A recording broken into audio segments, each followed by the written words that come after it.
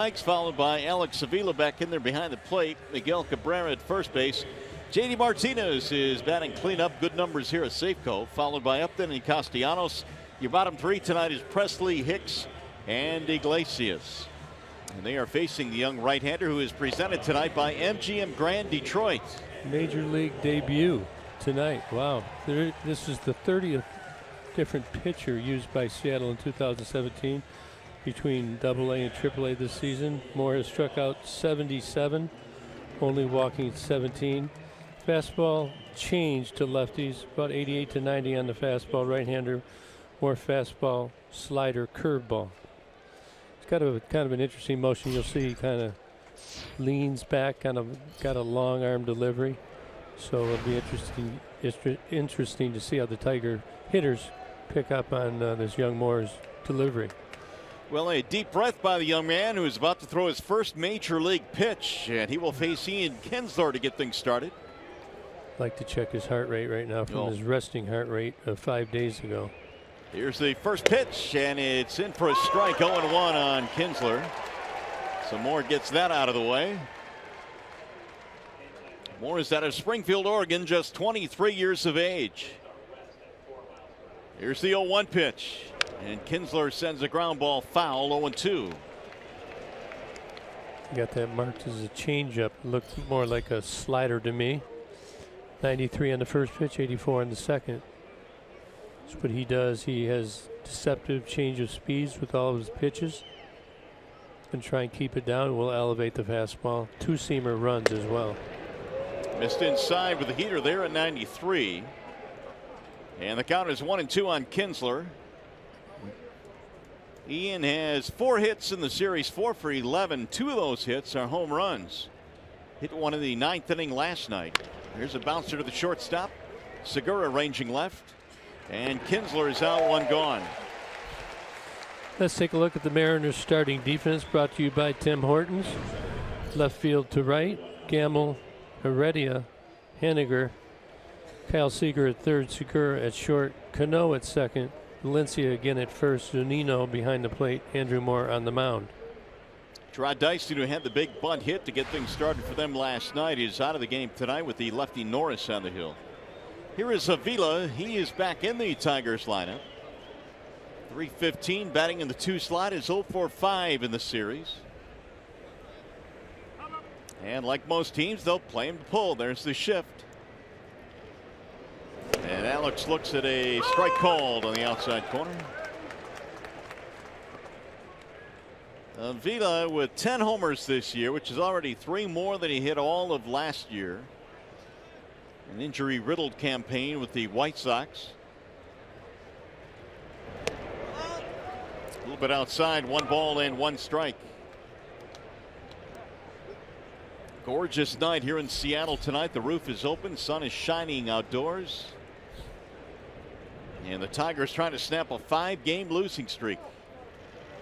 Avila takes ball down low, 2-1.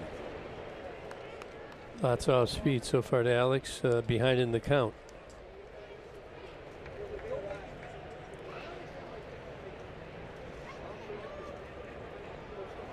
Avila back in the 2 slot with the right-hander on the mound tonight, and he fouls it straight back. 2 balls and 2 strikes. Well, the Tigers somehow, some way have to find a way to get a victory tonight. They'll go to San Diego for 3 over the weekend, and that's a team that has struggled in the National League West, but still searching for answers. I think the Tigers within their clubhouse believe they have the talent to make a push, but it has just not happened. 2-2 is swung out and missed, and Avila down on strikes, 2 away. First big league strikeout for Andrew Moore. Well, they've been going upstairs with Alex with the firm stuff, but the last 3 games here, that one's perfectly at the top of the zone. He can't get the bat head on it. Andrew Moore's first major league strikeout. Well, here is Miguel Cabrera. He will step in now with 2 outs. Miggy just 1 for 12 in the series. And he shoots one in the air foul, back out of play, 0-1. Cabrera's average at 266. Spent some time in the film lab today looking at some Miggy stuff. We'll pass it on a little bit later. Yeah, the film lab? Yeah. Well, it is a lab. Well, what do you want me to say? The film trailer? Did you have a white jacket on and everything with some beakers? I'm clean. 1 ball and 1 strike on Cabrera. But everybody else did. We could get a picture of the film lab now that we've identified it. Fouled straight back. How about the field conditions tonight? They are presented by Ace Hardware and the Scotts Company. Roof is open, as we mentioned. It is 70 at game time with clear skies, and it is absolutely gorgeous here tonight. Textbook. Textbook, okay.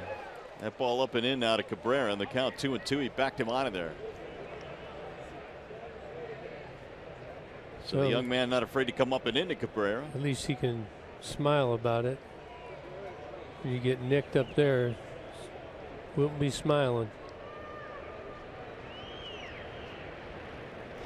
Bouncing ball to third. Behind the bag is Seager. And young Andrew Moore will have a 1-2-3 first inning in the big leagues.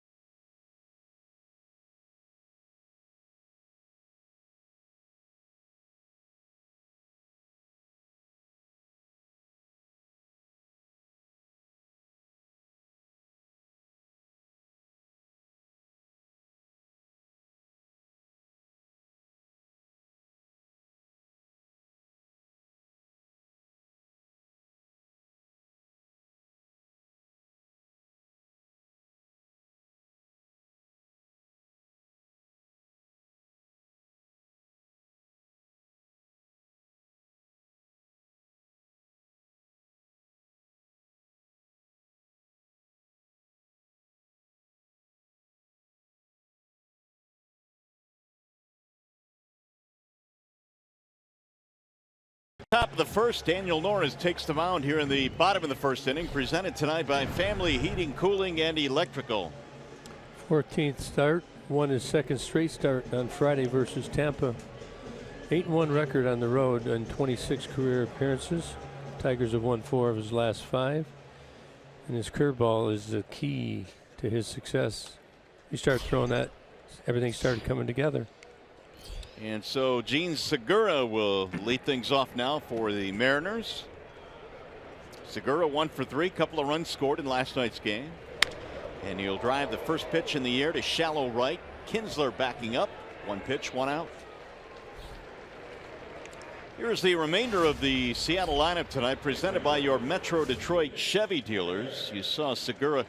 Haniger is next, then Cano, Cruz, and Seager, the teeth of their lineup. Valencia is at first. Gamble has had a great year. He's batting 7th tonight. Then Heredia and Zunino.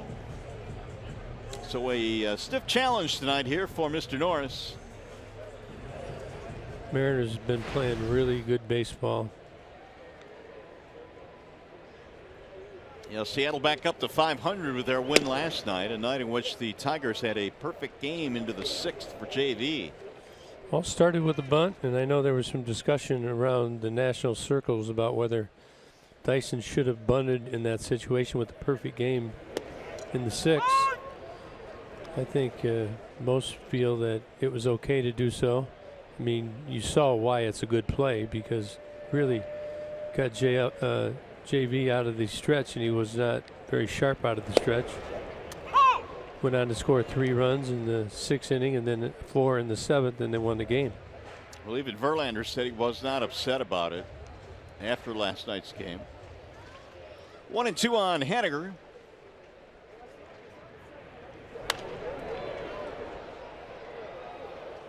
Another 94-mile-an-hour fastball there from Daniel Norris, who has won his last 2 decisions, victories over Tampa and in Boston against the Red Sox. That's no easy feat there in Boston. Not at all.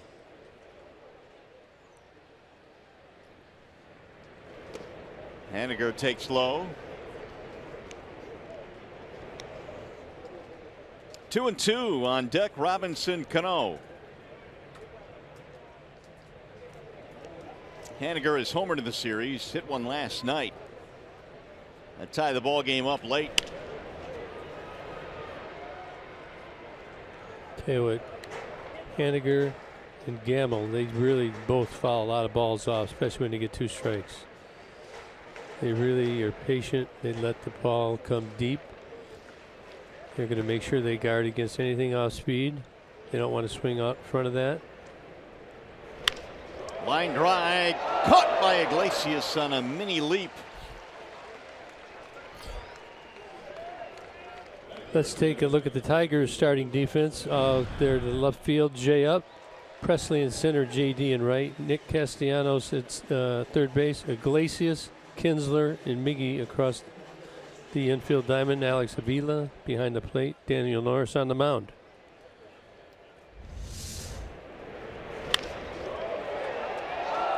A little bit of a snow cone there, but Iglesias held on. Yeah, those usually move. That ball wasn't straight. It was curving to Iglesias' right and diving. Robinson Cano is just 1 for 11 in the series, but delivered a huge hit in last night's game. Drove in a couple of runs with a double in the 7th. That broke a 4-4 tie. I believe the pitch was a off-speed pitch with kind of a hanger. He drilled it. They have some pretty good talent in the middle of their lineup. Cano, Cruz, Seager, but it's a couple of rookies that have really lengthened their lineup. You talked about them, Gamble and Haniger. Zanino's had a great year, or at least a great month, and he has lengthened the lineup as well. And both those guys have really shored up their outfield defense as well. Great, right up there, close to the top. Defensive run saved. You have outfield and infield defense like that, and they will save your starting pitching and your bullpen's arms. 1-2 on Cano.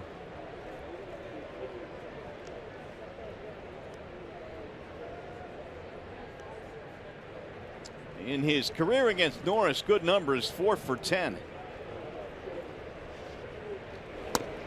Laid off that time, 2-2 as Daniel went right back up there, but he couldn't get him to bite. Cano almost did bite. Probably telling himself to stay off it, but almost offered. Felix wants to hit. He'll be coming off the disabled list.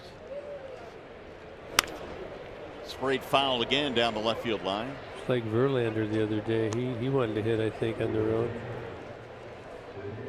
But you're in the American League Park right here. Designated hitter. We go down this weekend. You get some bats out for the pitchers, huh?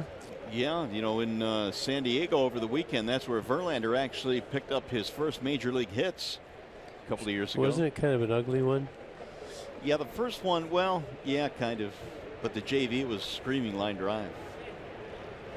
There's a chopper to the right side. Cabrera coming in, and he'll take it himself. It's going to be a 1-2-3 for Daniel Norris.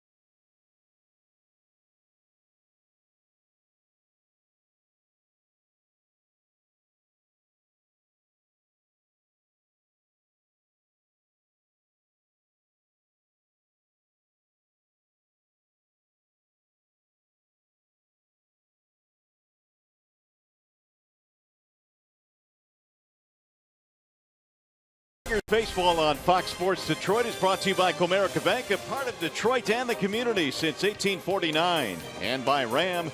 Test drive a Ram truck at the Ram Drive and Discover sales event going on now. Back here in Seattle, Tigers wrapping up this series here against the Mariners on a gorgeous night. And so far no score as we go to the top of the second. It'll be J.D. Martinez for the Tigers. This is about as good a weather as you'll get out in Seattle. Sunny day all day. They don't get a lot of these. And then the next city, San Diego's, their weather's about as good as it gets anywhere. So the Tigers got good weather and good conditions to win some ball games. Here's the 0-1 pitch. J.D. rockets one foul back out of play, 0-2. Well, for Mr. Martinez, a couple of more hits last night, 4 for 10 in the series. And he has really done well here at Safeco, 351 lifetime. Another foul back out of play. There you go. Not a home run haven here to be sure, but 4 home runs, 10 RBIs for Martinez here. Well, he's a big boy. He's got big pop, so if he hits it, it will go. For some hitters that don't have the juice, it's tough. Tough to get it out of the yard. Starts to cool down. That seems to minimize the length of distance it can go as well. Andrew Moore, the rookie, had a 1-2-3 first. He's got Martinez, Upton, Castellanos in this half. Who does he throw like? When you look at that motion, who does that remind you of? I'll have to look again. Let me give me one more pitch. Couple guys I got in mind. Currently in the big leagues? Maybe one, but some are none. None of those guys. And JV's numbers last night, 11 punch-outs. Tim Lincecum a little bit. That's one. I'd give you that. Yeah, Jared Weaver. Weaver a little bit. You look, he kind of goes back. The arm goes way back behind him. Who else you got? A little bit Trevor Bauer-ish. Oh, yeah, that's a good one. Yeah. But I would rank him almost last. I might go Weaver second, Lincecum first. Really leans back. The 1-2 is a little high. 2-2 on JD. That was borderline. It was a ball. And Martinez giving him a battle. Moore is only 23 years old, rated their second best pitching prospect. There's a chopper back up the middle. Here comes Cano with the running scoop. And he got him by a step. One gone. We'll bring up Justin Upton. He is also one of our Chevrolet's most dependable players. When you look at the month of June, here are the top 2 in RBIs. Zunino on top, Jay Up right behind him. Gary Sanchez from the Yankees. Moose over in KC. But Jay Up's got the added benefit tonight of being my pick on Pick the Stick. That used to be true. And it used to help guys, not anymore. That's what happens when you fall out of first place. Not as many front runners around you, are they? No. You've gotten way less popular. Now they don't want you to pick them. 269 for Upton, 14 homers, 4 RBIs in this series. Jay Up skies one in the air to center, fairly deep but playable. Heredia is under it. And so far so good for Andrew Moore. 5 up, 5 down. Got 5 up, strikeout, 2 grounders and 2 flyouts. 25 pitches, 18 strikes. Kind of around the strike zone with all of his pitches. Here's Castellanos. Nick 3 for 13 in this 4-game set. That'll ride inside 1-0.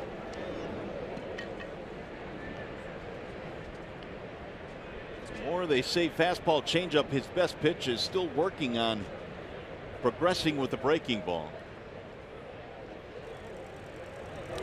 but they've been really impressed. Certainly not a whole lot more to prove at the minor league level. He has pretty much put up dominant type numbers in the minor leagues, especially for a guy that doesn't throw 97, 98. Spots the ball very well. Get it to where you want it. It doesn't matter how hard you throw it. 2.59 career ERA in the minors. It's funny, a reporter walked into Brad's office yesterday and asked him about Moore, and they said, well, he looks like an accountant. And Brad said, does he pitch like one? Yeah, says, hope he doesn't. I think the inference was that accountants don't pitch good. They crunch the numbers well. They can handle your contracts, but you got to do the dirty work on the mound. 3-1.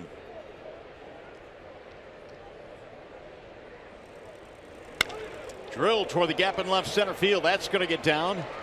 And it's going to go to the wall. Extra bases for Castellanos. He hits the bag at second, and he'll stop there. It'll be a 2-out, 2-base hit for Nick. Good boy, Nick. He's been making more consistent contact as of late. Here's another example of it. Goes down and gets this ball right down the middle, down low, but he doesn't roll it. It's by Ben Gamble right there. Nobody out, or one out. He might have tried for third base. Smartly holds up at second. Here's Presley now to try and cash him in. Alex 0 for 3 in the series. This is where the Tigers, I don't think, have had their best at bats. That's kind of a sample right there. Ball's up a little too much, a little half swing. You want to get something you can let it go. Well, I think in the ball game last night, the Tigers had opportunities to score many more than the 4 they got for Verlander. They bounced into a couple of double plays in that game.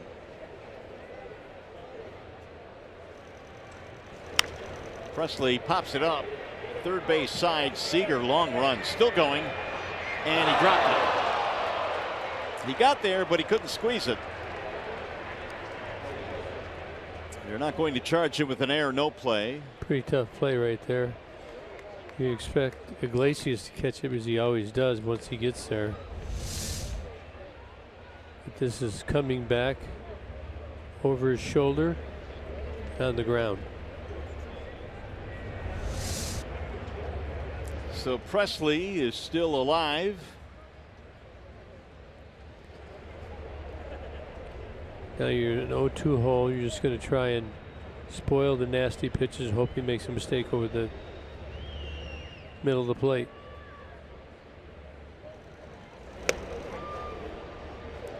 Saw the numbers there. Presley this year has provided some key at bats for the Tigers. 417 with men in scoring position. Yes, that's pretty good. Getting the call in center in this game. Matuk started the last 2 for the Tigers. There's a chopper slowly to the right side. It's going to roll foul.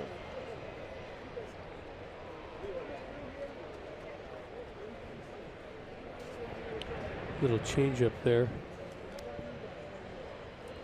Moore really likes to go to that pitch. High fastball, then the changeup down. Trying to get those lefties way out in front.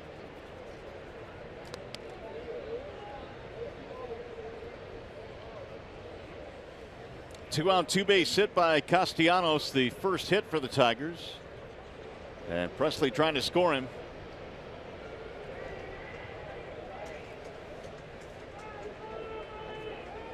Tigers raced out to an early lead in each of the first 3 games in the series. There's a fly ball to center field, and it's going to be circled on by Heredia, and that'll end the inning. No runs, 2-out double, 1 man left.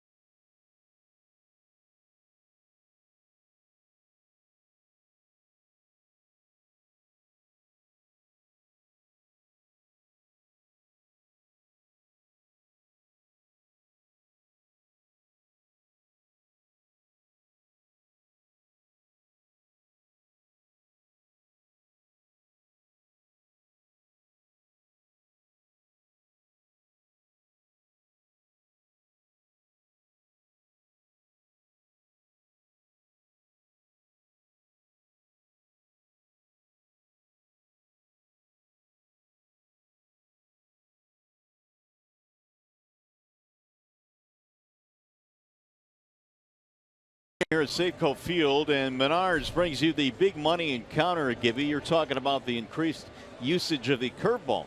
Yes, and it's really helped him because this was a weapon he had that he didn't use enough, and you can look at the averages there and see over the last 5 starts versus the first 8 starts, hitters hitting well under 100 on that pitch.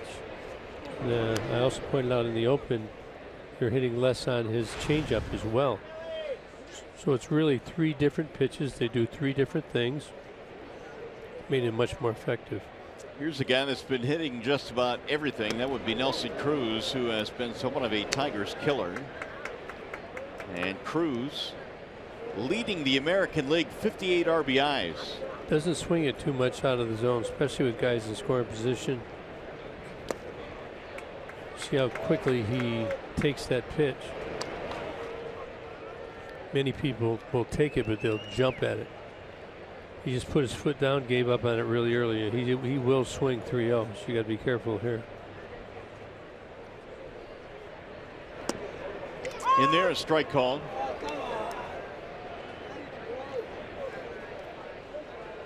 Cruz 3 RBIs in the series. He is 4 for 11.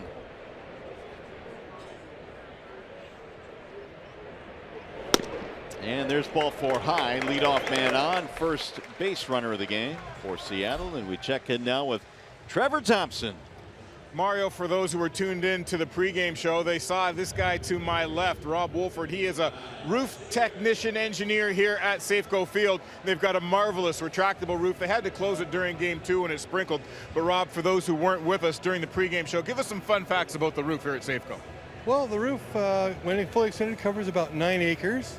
And it's wide enough, you can put the Space Needle underneath it with 25 feet of clearance at each end.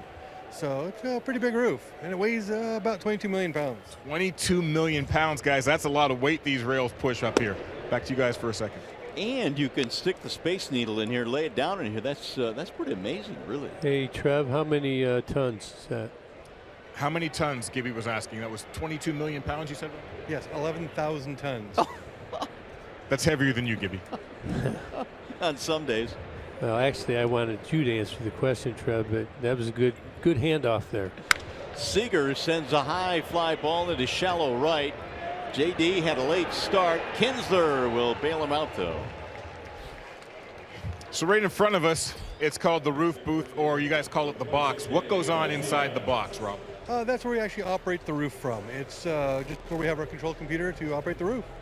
You operate the roof from in here. 2 of you do it. What happens throughout the season? I know they get a lot of rain up here. How many times a year do you think you guys close this roof? On average for a game, it's about 10 times a year, just for game operations. Not too bad. I thought it would be more, guys. And I tell you, even though they say it rains up here in the Pacific Northwest, I say 1 sunny day is worth 3 rainy ones every time. Absolutely. How long does it take to get it shut? Gibby, it takes about 10 minutes to get it shut, and it moves 60 feet per minute. Trev, we know that you're not really a fan of heights, but you're doing yeoman's work up there, and we appreciate you going up there. You see me leaning back, right? I'm not leaning forward at all. Another interesting thing that goes on up here, guys, they've got the pyrotechnics set up here between the rails. So anytime a Mariner hits a home run or during the Star Spangled Banner before the game, this is where they're lighting off the fireworks right up here. Well, hopefully they won't be letting them off tonight. Appreciate it, Trev. Thanks. Meanwhile, Valencia, the batter here. The 1-0 pitch is a ball low, 2-0.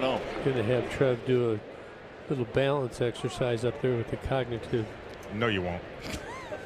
Just close Rob your... tells me something's going on here tomorrow night. What's going on here tomorrow night? We have a big fireworks show tomorrow night after the game. We'll be out of town by then, hopefully creating our own fireworks in San Diego against the Padres. And hopefully we have some here tonight before we leave, guys. No that would be good. Meanwhile, Norris trying to throw around a leadoff walk here to Cruz. 1 out, Valencia, the batter. Fouled straight back. Had a good rip at 2-0 there. 2-1 on Valencia. So I want to ask Rob, it doesn't look like you're going to be closing the roof here tonight. Looks like you got the night off. What are you going to do? I'll go out and help out the other guys, see how they're doing. He's a team player, guys. I'd like to go up there and push. I saw the pregame thing. They've got a little button, a green button that says go. Kind of cool to push that button and just watch this whole massive structure close. It's a lot of power. You got to have some type of safeguard on that, I can imagine. How long it takes to stop it. Fly ball right field slicing. Martinez on the run, still coming, can't get there, but it's foul. Gibby, there is an emergency stop on this thing, and I'm told it can stop on a dime if necessary. It takes a little time to get itself wound up, but once it's going, if it needs to stop, they can stop it instantly. We saw, what was it, game 2 where they had to close it because it started sprinkling a little bit. Didn't take long for it to close. Yeah, most roofs they don't allow you to do it during the game when they're batting, but they did the other night and worked fine. 2-2 on Valencia.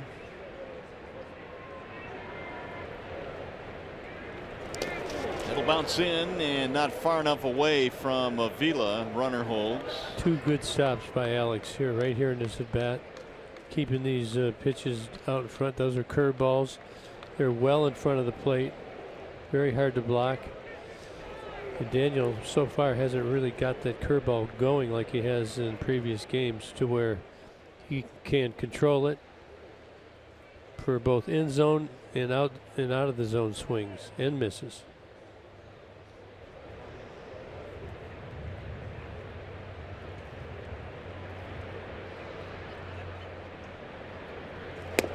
And he walked him. That is ball 4 back, or 2 walks I should say, here in the second.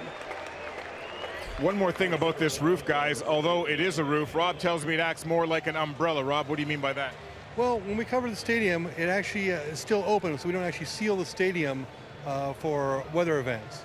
So it still has an open feel to it, even with the roof closed. So you won't get rained on, but you can still see some of these gorgeous views that are around this ballpark, guys. It's really a marvelous thing to behold, no doubt about it. Back to you guys. Yeah, pretty cool structure, to be sure. Kind of a canopy type of covering for this grand stadium. Trouble now for Norris with 2 men on, and here is Ben Gamel. There's another one in the dirt. That's a fastball there. He's making sure he's keeping it down, but unable to get that quick first strike. How about the numbers for Gamel in this series? 6 for 13, homer, 2 RBIs, and a double. He's a left-handed hitter, hitting .348 against left-handers coming into the game, and .350 off left-handers with men in scoring position. Pretty impressive. What do you think makes a good left-handed batter against good lefty pitching? Just have a good setup. Get your eyes square where you can see. Can't be peeking. You know, if you're too sideways, look, he's just a little open right there. Just watch how his head's looking right where he's going to release it. And Norris is over to the third base side as well of the rubber. Ball low to Gamel, and now 2-0. Norris having trouble throwing strikes here in the second. Well, you know, they're going to try and get a strike. It's probably going to be right down the middle. Gamel's going to be waiting for it. Get a double play. Drill to right center field. That ball is hammered, and that ball is up against the wall. 1 run scores. Here's Valencia. They're going to send him home. Throw to the plate is not in time, and Gamel's big series just got a little bit bigger. 2-0 Seattle. He did this the other night on his got ahead in the count and just looking middle in. He's got a great bat launch angle right here. Ball's out over the plate. Doesn't pull off it at all. Line drive. No chance of catching this. 2-run score. Gamel now with a 14-game hitting streak with his 14th double of the year. And Seattle out to the early lead tonight. Here is Heredia. 2 walks and a 2-0 count. And both walks coming around to score. Ball 1 to Heredia.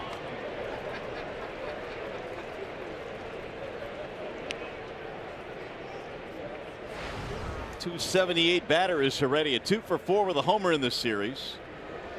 Homered against Sanchez in game 1 in this series.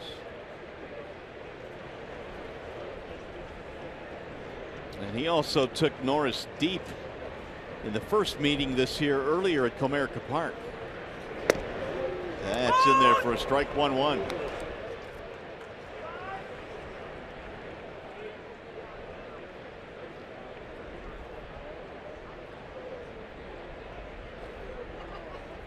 Right now, Daniel's struggling with the strike zone. We've seen him bounce quite a few 56, 57, 58 footers. Slice to right field, base hit. Martinez will charge it. They're going to send the runner home. Here's the throw to the plate, not in time. RBI single for Guillermo Heredia, and it's 3-0 Seattle.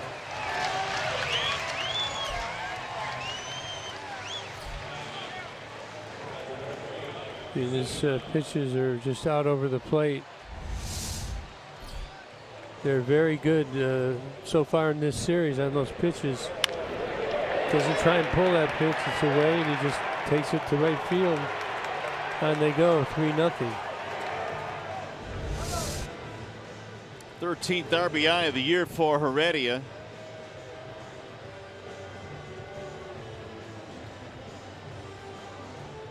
Two times now with runners in scoring position in this inning. Tigers give up a hit. Manny Gonzalez out there to break up the conversation. Rich Doobie finally breaks it up. He had some words there from Norris. 33 now for Daniel to see the ball strike separation. Here's Mike Zunino. There he is at first base. You want to try and get the double play, get out of here. You don't want this to go any further. 2 home runs in the series for Zunino. He's batting .252.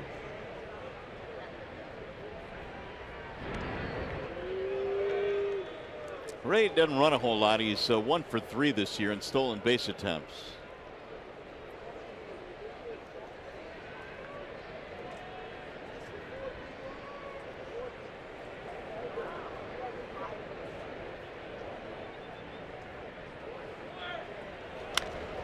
Popped up foul, out of play.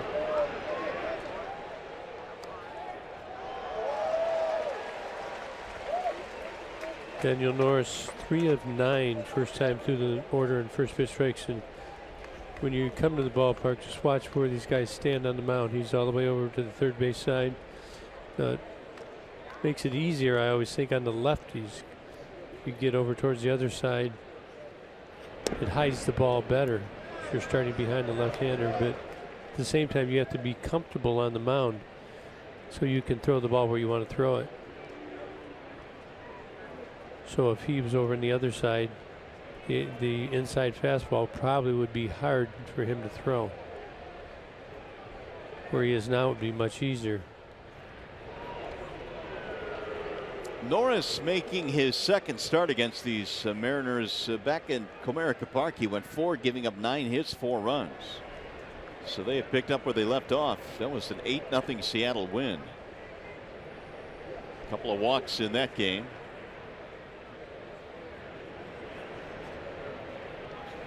And Zunino takes it high and away. 2-1 count on the Seattle catcher. Yeah, behind again. So they've got, this is the 6th hitter I believe he's been behind, 4 of the 6. Walks to Cruz and Valencia. Both have come around to score. Swing and a miss. Breaking ball there had it tied up 2-2. Top of the order, Gene Segura waiting on deck. A 3-run inning for Seattle here in the second.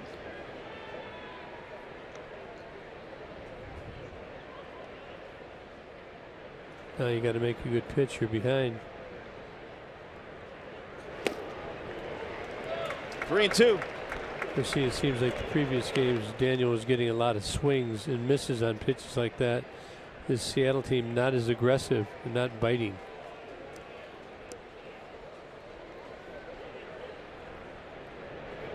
Norris now at 38.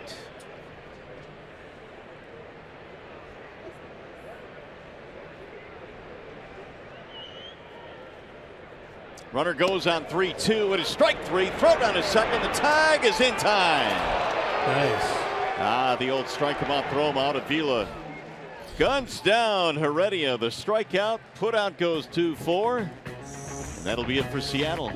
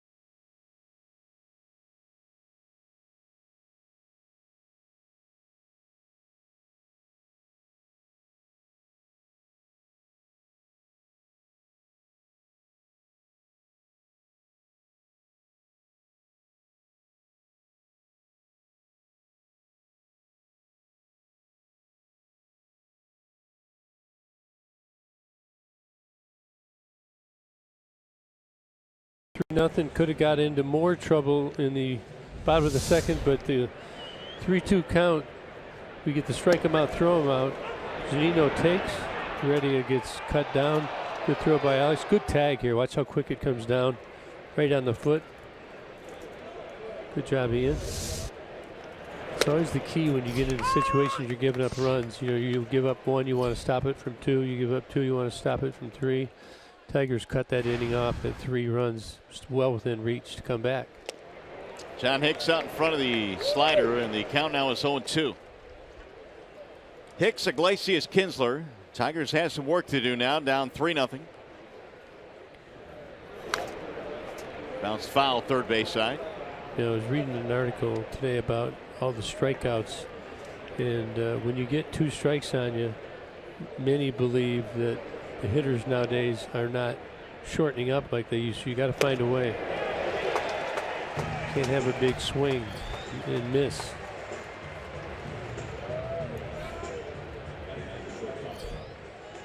Sometimes you sit back on the off speed and they throw it right by you.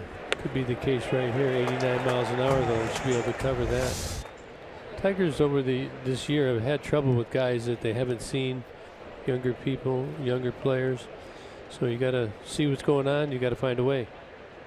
Yeah, they have struggled against some guys either making their major league debuts or had just a few starts in the major leagues. That kid from KC comes to mind, Skoglund, who is now back in the minors. He really manhandled the Tigers in Kansas City. Fly ball in the air toward left center field. And who wants it? It's going to be Heredia, the center fielder. Now Moore, 7 for 9 on first pitch strikes through the first time. Hey, by the way, stay tuned to Tigers Live. Following the game, we'll select the Fox Sports Detroit Tigers player of the game, presented by McDonald's. Stop by for your breakfast favorites now being served all day. We select him now. Sure. Who do you pick? My guy, Upton, because Upton's going to have like 3 more home runs tonight. I like that. Good thoughts. Here is Kinsler. 2 out, nobody on. Ian looks at ball 1. So some point along the way here we need to talk about Frank, because I said that, remember in the open I talked about him. Well, explain who Frank is to the folks. Frank is a guy I've known since 1983. I had a really bad year, and I was directed to come out this way. And he readjusted my mental well-being and thinking. And he just happened to show up today. And Tigers right now, that was the comment about the only thing we may be guilty of is forgetting how good really we are. And if you think about the cycle, when you struggle, you think about, you get frustrated with things, and then you think about the wrong things, and when you think, whatever you think about, your subconscious is going to make you do it. And he kind of taught me that. So you got to find a way to get out of that. Ooh, that ball belted deep to left. That ball is going to go, and Ian Kinsler has his 3rd home run of this series. And that, ladies and gentlemen, was a no-doubter. So the youngster Moore gives up his first major league homer, and Kinsler now has him in the book. See, just talking good. What happens? Look at there. Ian goes deep. It's amazing how that works. 3-1. 8th home run of the year for Kinsler. So I only brought that up because I kind of used his quote in the open, and I didn't think it was fair that I didn't explain it, at least qualify it, why I believe in it. Well, I was around Frank for what, about 20 minutes, and found him to be extremely engaging and very bright gentleman. That ball hammered to deep right center, or left center field rather. Heredia's going to go back to the warning track to retire the side. Well, Tigers get on the board though. A 2-out solo shot by Ian Kinsler. He got all of it. 3-1.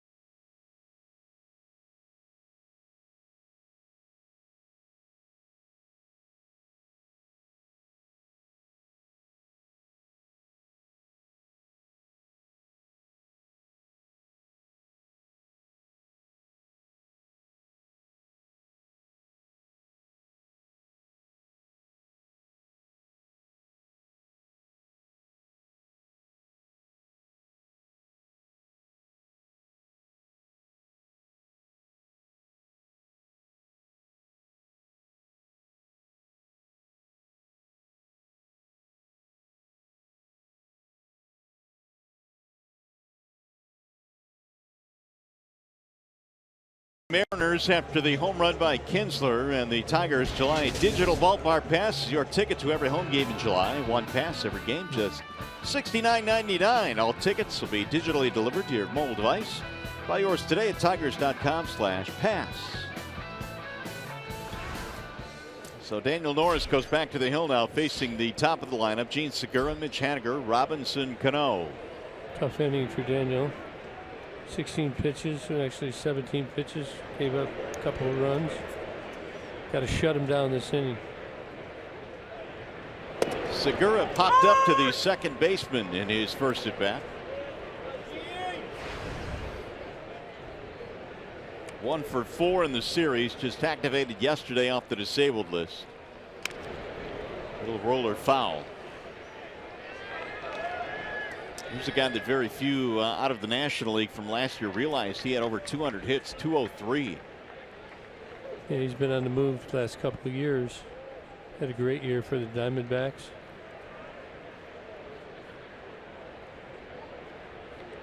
Now the 0-2. Gallop up and in. chin music. Yeah, Segura, he kind of dives just a little bit, and this ball, I thought, boy, this is right up and in there, and it is. Good job of turning away. If you're a youngster and when you see a ball like that, you want to turn away from it, get that shoulder in the way. Swing and a miss. Avila going to have to track it down, and his throw is in time to complete the strikeouts. Yeah, that purpose pitch was very effective. You see him swinging a very bad pitch after that. It is effective. It speeds the game up a little bit. Alex, good job of locating this and making a good throw. This is not easy to do, but he's done it several times. Miggy gets to the inside in the foul territory part of the bag, gives him that lane to throw it. You know, we have talked so much about what Avila has done offensively this year, but his defense this season has been top notch as well. He's a really good blocker. And yeah, and how many times this year have we seen him get down in the dirt, save some runs, save runners from advancing? Yes, absolutely, and he throws the ball very well too. He's got a real, I don't want to say laid back personality, but steady. You know, he doesn't really get riled when something's going on. He's caught a lot of games and caught a lot of big games for the Tigers. 2-1 now on Mitch Haniger. Seattle batting here in the third. They lead 3-1. Kinsler is homer to this game. Well, this is where you got the curveball. You can drop it in there if you got it, but he has not had control of it. Missed inside. 3-1. Just kind of yanking that fastball. That was a changeup right there. Tried to do it, but struggling with his release point right now. Got a new piston coming up. Tease. Nice. Find out who it is momentarily. The 3-1. Ripped down the left field line over the leaping Castellanos. Haniger has a one-out single. Time for a game break now, and Johnny Kane.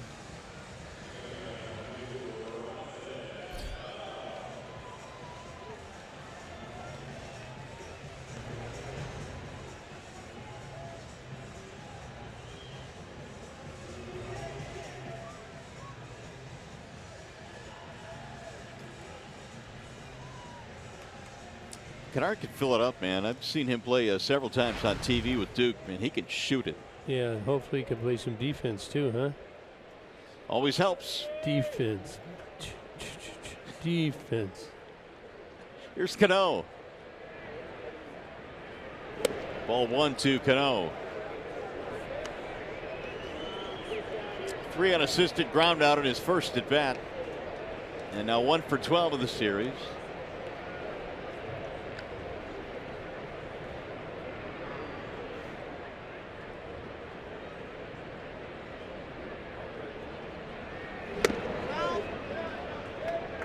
Two balls and no strikes on the second baseman of the Mariners, and Norris continues to fall behind hitters. He walked 2 in the second. Both of them came around to score, so it's a dangerous line that he's towing right now.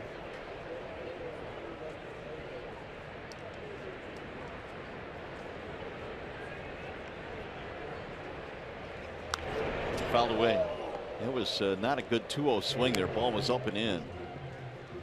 Cano, he kind of does that though. You know, he'll look bad at one swing. You think he can go in there again, and he'll hit a bullet.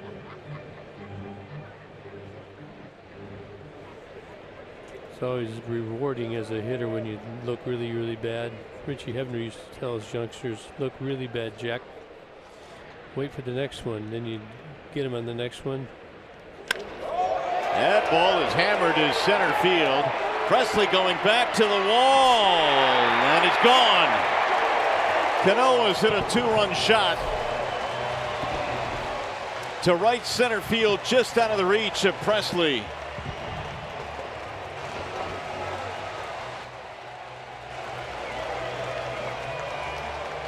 And it's 5-1 Seattle.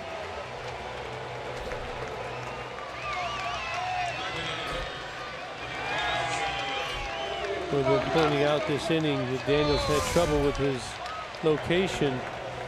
That's another 2-1 count out of the ballpark. 2-1 count. Haniger got on base. Not commanding the zone enough to get into positive situations. He just happened to come with that heater, and they're just all over it. Cruz had a walk to get things started back in the second. He came around to score.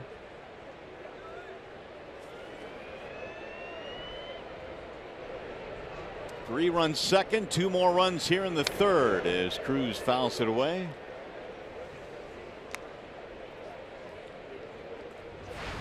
That home run for Cano is 12th of the year. Most of his homers this year had come on the road, 7 of his first 11.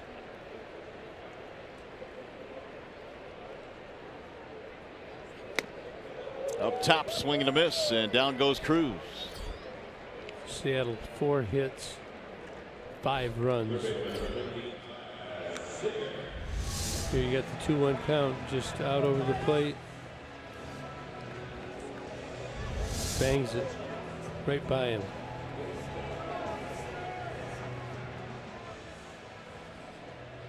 Here's Kyle Seager.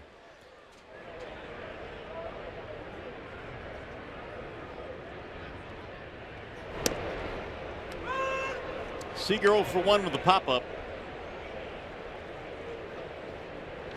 Norris had in his career done so well on the road, lifetime 8-1 with a 3.27 in road starts.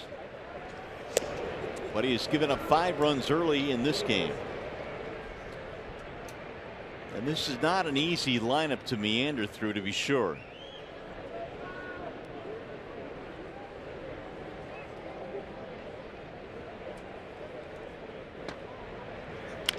Little chopper to the right side. Kinsler has it there, and he's out. Seager retired to end the inning, but the 2-run homer by Cano lengthens the lead. When we come back, Gibby will take a look at the Miguel Cabrera swing. He'll examine Miggy.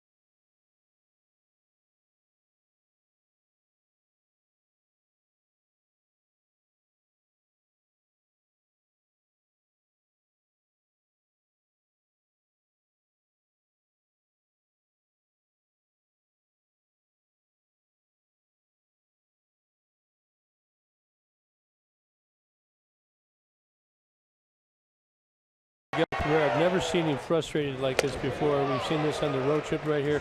Kind of peeled it out 16 and 17. 16's on the left. Just kind of look at, that's last season. This is this season. You just kind of look at how the hip is more out this way. Didn't ran out of time there, but like it tells me that something down underneath his feet is not right. I see that front side flying open this year. He's trying to generate the bat speed, whereas last year and usually really his whole career he's been behind the ball. Seems like he's got a lot of movement. I see him trying a lot of different stances. So we'll take a look. This is last season on the left. Just look at the difference how the head is right down here. See how this body, this is back this way. It just doesn't look like he's underneath. He's got his feet underneath him right, unable to get the power. There you have it on the left again. And the right, last season on the left.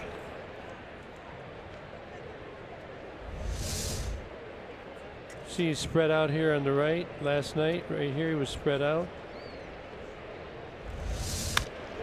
Here's a line drive to center field. That's going to drop in. A base hit for Cabrera to get things started here in the fourth. It's hard to do in between pitches. We made an attempt at it. I probably butchered it a little bit. I apologize. But Miggy, rest assured, he works hard every day.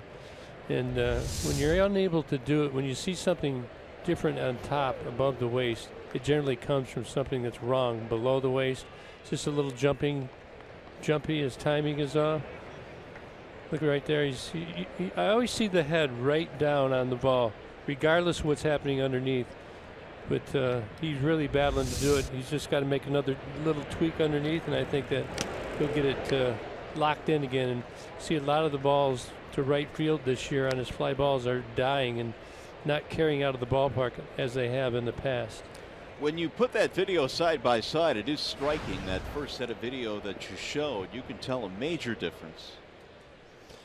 But see, you can look at it on a video. There's the trick. How do you fix it in the game?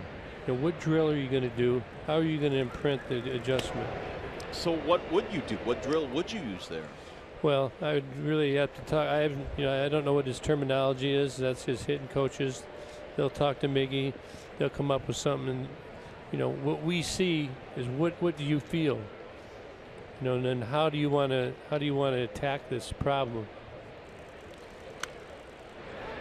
Much of it, you can see the frustration that can get in the way. I don't know that I've ever seen Miggy so frustrated, but he refuses to come out. Sometimes you give a guy 3 days off, and he's not going to stand for that. He doesn't want to come out, and it'd be pretty hard to do. Is take Miguel Cabrera out of the lineup. Here's the 1-2. 2-2 now on Martinez. Seattle leads 5-1, leadoff single by Cabrera. Now, in my case, I generally had a problem lunging at the ball, going and getting the ball, and I know that Miggy, he barely does it, and he recognized it. I heard him talk about it in the past. Swing and a miss, and JD is out on strikes. Third strikeout now for Moore. Went right upstairs where he wanted to. This kid's a location guy. Good setup, got him. Here is Justin Upton.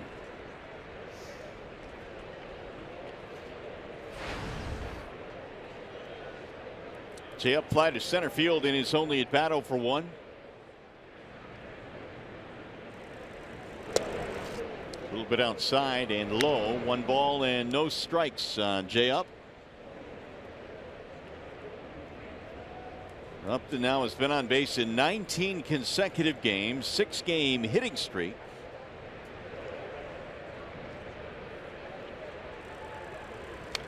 Had a good rip there.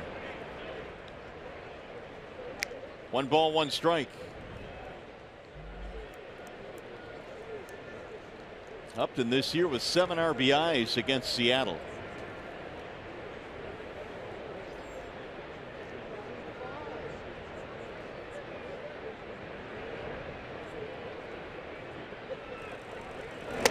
Up and in. As we get a little bit closer now and the voting continues to roll in, Justin Upton certainly is putting up some numbers that will at least get him a look as far as the All-Star team this year.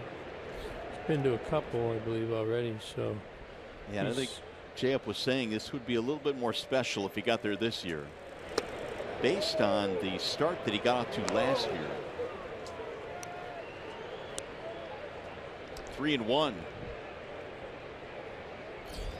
J-Up had that terrible start to last year and then came on the last month and a half. Well, people they know who J-Up is, and the votes will start to come in. 3-2. Upton thought he had a walk. That's a 3. Now just look at the difference there. 3-1. He's just dropped it right in there. If you throw a heater there, it's probably going to get tattooed. Maybe you got a call right there. Daniel Norris on the other side has had trouble doing that this game. He's done it in 4 of the previous 5, but not tonight so far. Still, we can shut these Mariners down the rest of the way. The Tigers can and will come back. You heard it right here. I'm with you. The capability exists. 3-2. Ground ball to short. That should be 2. 6-4 and 3. Up and nipped at the wire. Another ill-timed double play for the Tigers in this series.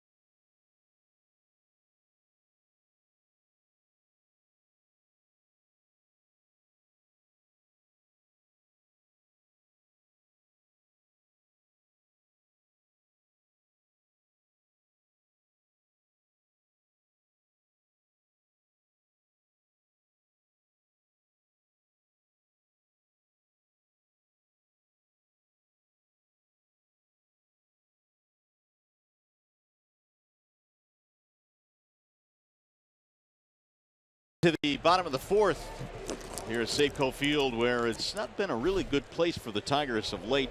How about the last 6 between these 2 teams here? No wins. The bullpen ERA they've struggled.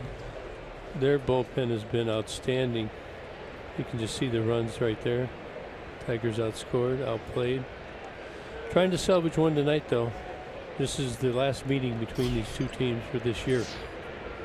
Here is Danny Valencia. He'll be followed by Gamble and then Heredia.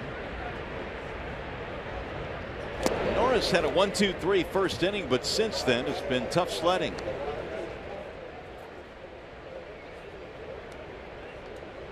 Valencia had a big walk as part of that big 3-run second. He has struck out 5 times in this series. Valencia given time. Danny has found a way to stay in the big leagues for quite a few years. He's played with a lot of different teams. Here's the 1-0 pitch. I think that anybody would like to get in an organization and stay there their whole career. It doesn't happen very often in today's game. Valencia has traveled around, and game's good everywhere. Now 1-2. 17 home runs last year for the A's for Valencia. Got that shot all lined up. Click it for a selfie. Hammered to center field. He went up and got that one, a 94-mile-an-hour fastball. Leadoff single. Well, we're calling all Broncos. Fox Sports Detroit University Days are back Wednesday, June 28th. Purchase your tickets at tigers.com/WMU. Ticket packages include a limited edition hat, Don't miss Western Michigan University Day with the Tigers. Get your tickets today. That's a good looking ad. They're all good looking, to be honest with you. They did this last year. I think it's a great idea. Get the college kids out, get the alumni out. There's lots of them everywhere. Ben Gamble drove in 2 with a double his last time up.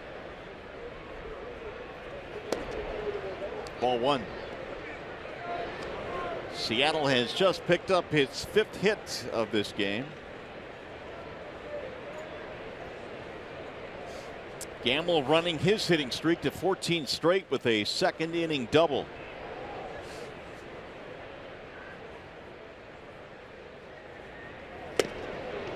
Threw that one by him.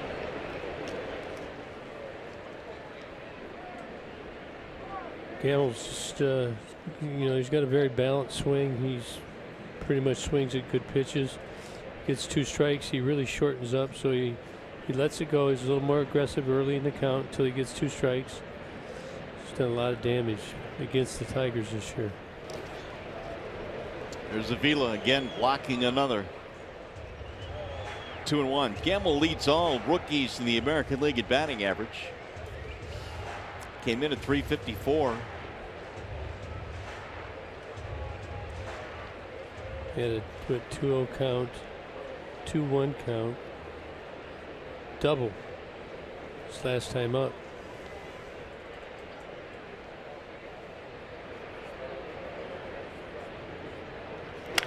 Ground ball to third, right at Castellanos. They'll go to second one. Kinsler's relay. Ooh, not in time.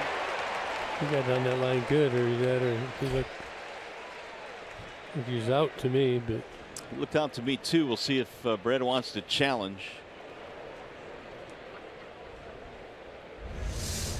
got down the line pretty good.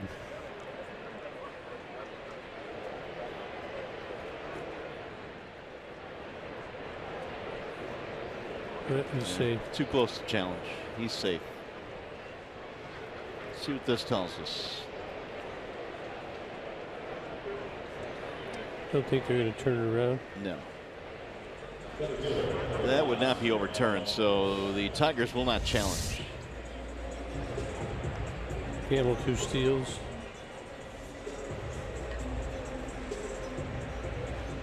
It's not being caught.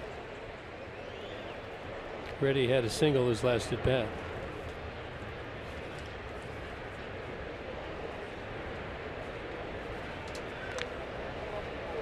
Gamble chased back. Avila had a strike him out, throw him out. That ended the second. That was the 10th man that Avila caught stealing or trying to this year. He came in with a percentage of 43. And throwing out runners. He's been extremely accurate this year. He's got the quick release. Fly ball, right field, not deep. JD started back, now he's in. 2 gone. Let's check in again with Trevor Thompson.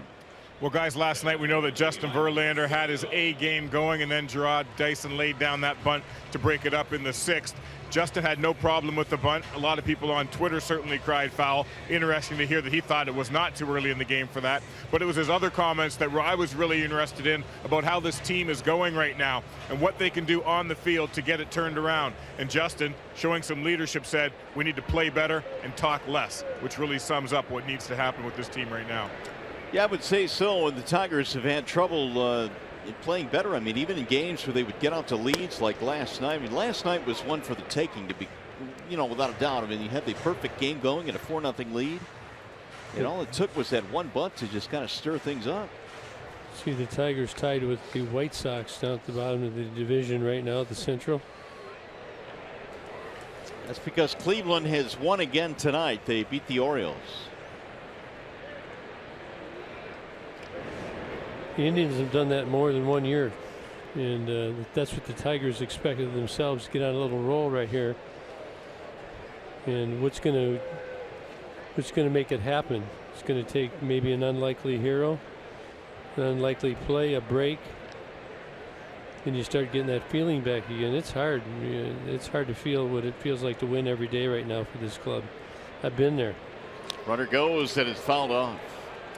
And Gibby, you can appreciate this as well. I asked Brad Osmus last night what a manager can do in these situations to get things turned around. He said a manager really can't do much other than get his players prepared, give them all the information that they need to go out there and get the job done. But it's really up to them on the field. From your perspective, what can a manager do to help turn this around? Well, I tell you, it's not like they're not thinking about what they can do. Gene Lamont's been around a long time. I said, Gino, he said he had like a nine game losing streak one time when he was managing. And you still are trying to figure out what it is you can do, but the things that you do until the players actually execute and accomplish it themselves, and they get a good feel with it, they get that expectation that they're going to go out and win the next day. That's what the Tigers are looking for right now. Somehow, some way. That's why you just keep pushing. You don't give in to it.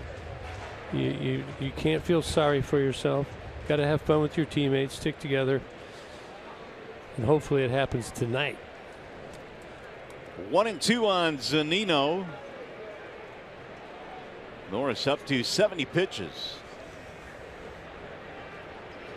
Way high, and the count levels now 2 balls and 2 strikes. 5 runs, 5 hits for Seattle. Tigers have 1 run, 3 hits.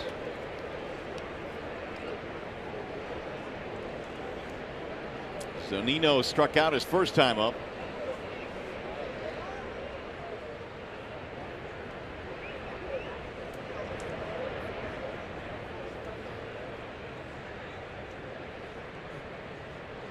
Swing and a miss, and he dusted him up top with a fastball.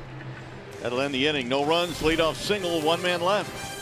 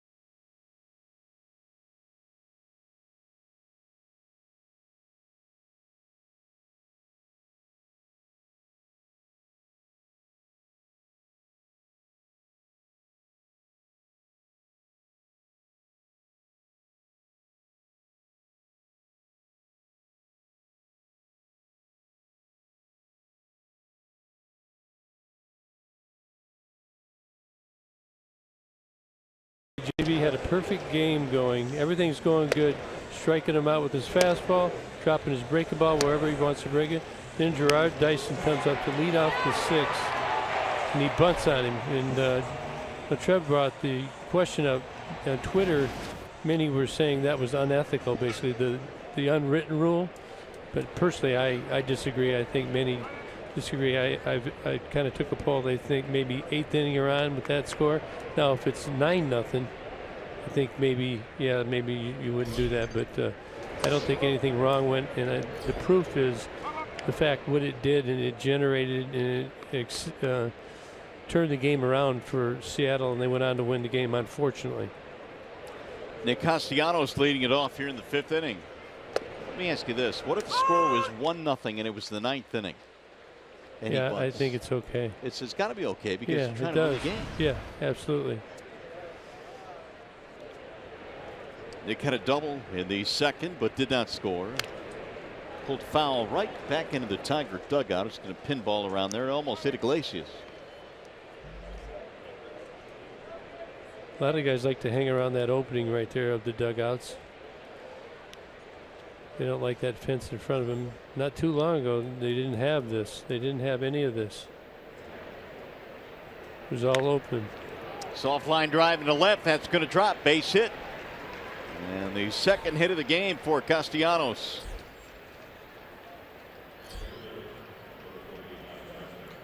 Tigers baseball on Fox Sports Detroit is brought to you by Bell Tire. For tires and auto service, everybody needs a Bell Tire guy. And by Chevrolet, the most awarded car company 3 years in a row. The Cascade Mountain Range here in the Great Northwest. Bring your hiking shoes. Yeah, that's great footage there. Go up and hang in the clouds. Ball 1 to Presley. Tigers now have 4 hits. They got a leadoff single in the 4th inning, but later in the inning, Upton bounced into a double play. Here's the 1-0. In the air, first base side, and foul. Yeah, Presley has been out in front on those changeups and hitting them up in the air. Got to try to find a way to stay back. Got to have good at bats right now. Real good at bats. I know you haven't seen this guy coming into the game, but now we're on our second time through. You've gotten to watch all your teammates hit, so you should have a better idea. Underneath that one, popped it up. Segura. And one gone. Yeah, Alex, for some reason, hitting everything in the air right now. Kimmy, what did you do in your day when you faced a rookie in terms of what kind of scouting reports? I mean, did you look at any video? How did you get ready for a guy you've never seen? I growled at him. Okay, then. After you growled at him, what did you do? Tried to scare him. Before you growled at him, what did you do? Well, you know, you'd see what you can see, but I would, you know, just prepare the best you can. You'd watch him warm up in the bullpen, like at the old Tiger Stadium now. Remember, they warmed up right out there in front, so you can see better. Watch his warm-ups when he comes in between innings. Really watch your teammates at bats. Try to take a few pitches when you come up and nobody's on. Watch his, you know, watch to see what he's doing, where his release point is, and then hopefully you've seen enough pitches and you've done enough scouting. You have an idea how you're going to attack him. You know, we all make lots of outs, but I can tell you, I got great pleasure out of failing only to get him when it counted. That's just kind of what I'd love to do, and that's kind of how I measured. I probably gave a lot of bats away, having fun in the game. Probably didn't concentrate when I should have, but I wanted to be ready for that big part of the game. Did I scare you, by the way? Kind of. Yeah, the growl got me a little bit. He jumped. Did you ever really actually growl at anybody from the box? Like, yeah, growled. Yeah, absolutely. Why not? Like physically, like look at a guy. Yes, I did. I'd tell him down there. I'd tell him down there at first base too. I'd look at the middle infielders and tell him. That's going to be off the glove of Seager into short left field, and on his way to third is Castellanos. And Hicks will go to second, and the Tigers are in business now, second and third. That'll be a 2-base hit for Hicks. There's a little topspin on this ball right here. Seager didn't anticipate it, kind of got into an in-between hop. That's what we'll take.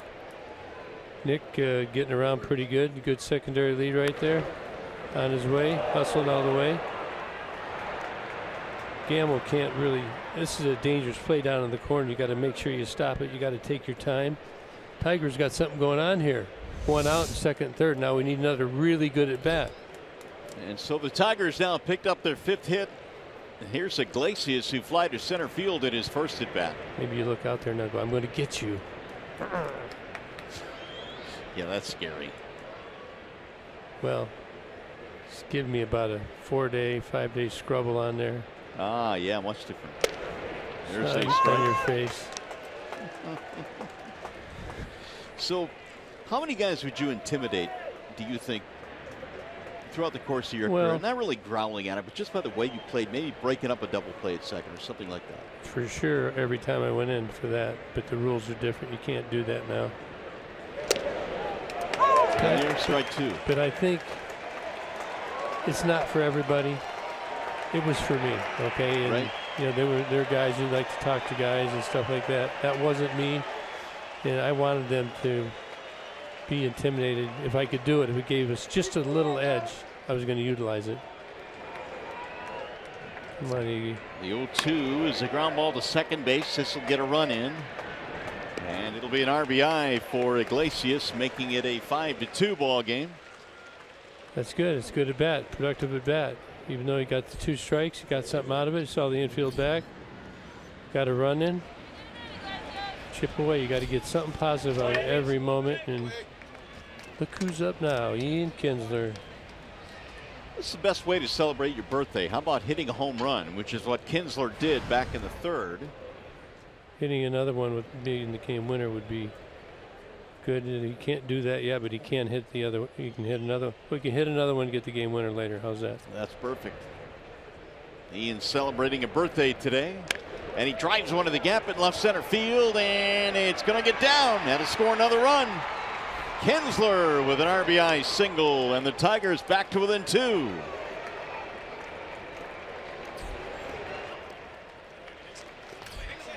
Second RBI of the night for Ian. I'll tell you what, not only does he get the run in and clean it up and hit a gapper here, Ian rounds the base and reads about as good as anybody. Watch him. He's reading, he's running, he's acting like he's going to second. See the throws on him, he's going to beat it. Goes back. That's good baseball right there. That's good, smart baseball. You take what they give you. Hicks comes in to score. Castellanos has already scored. Tigers clawing back, 5-3. Here is Avila. Runner goes. And no throws. Zunino can't find it. It'll be a steal for Kinsler. And now he's in scoring position.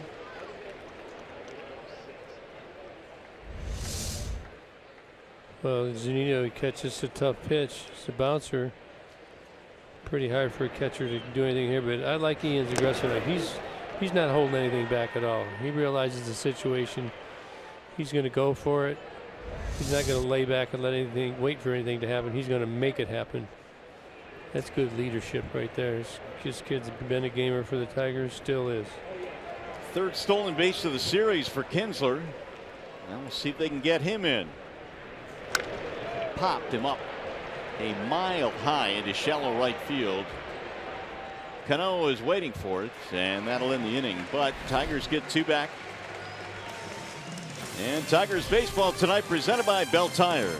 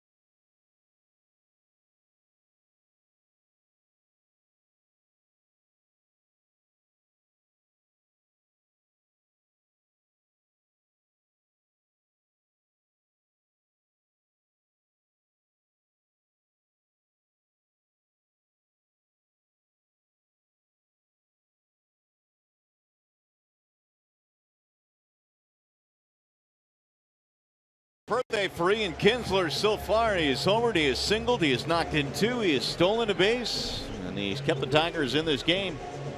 5-3, they're back to within 2. Now it's up to Daniel Norris to put up another 0 here in the 5th. He's got the top of the lineup. It'll be Segura, Haniger, Cano. Got to shut him down. Tigers now have 6 hits and 5 for Seattle.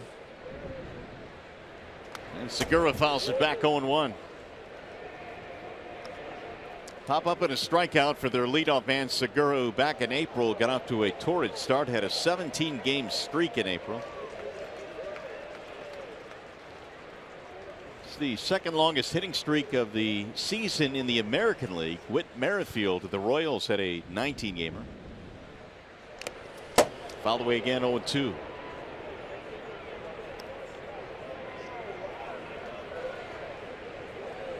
Segura came up in the Angels system and then was traded to Milwaukee for Zach Greinke.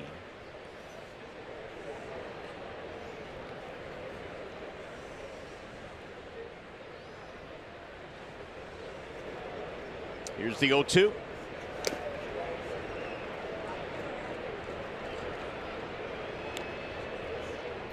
One thing to consider in this ball game is you look at the pitch total now on Norris is that their closer Diaz has thrown in 4 straight games, so he's got to be unavailable tonight. Yeah, I would imagine maybe one batter. Slice to right field, foul.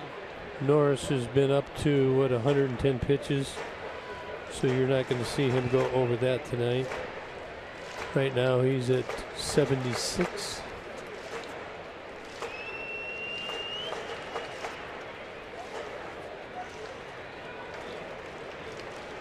Tigers fell behind 3-0, then 5-1. Now it's 5-3.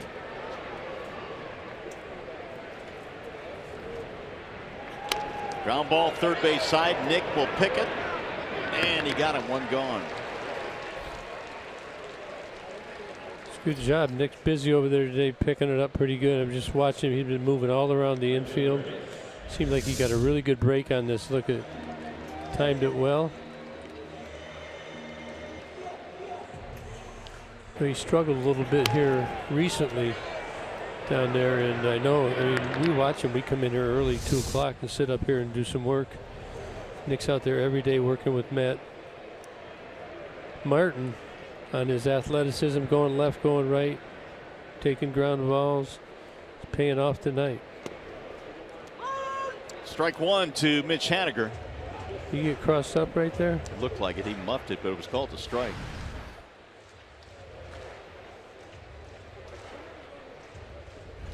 Take a look right here. Looked like he was crossed up a little bit. Looked like he expected the ball to do something else. Usually when that happens, you'll see the catcher run out to the mound. Yeah, if they both know, though, sometimes they don't do that.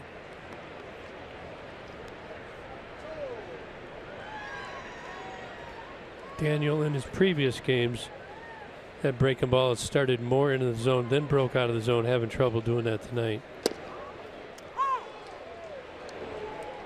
1-2.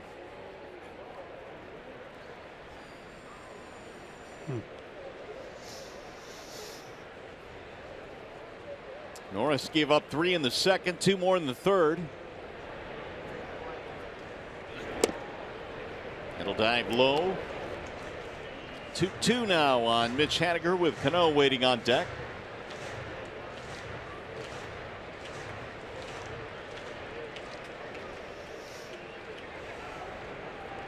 Swing and a miss. Again, he got him upstairs. 2 gone.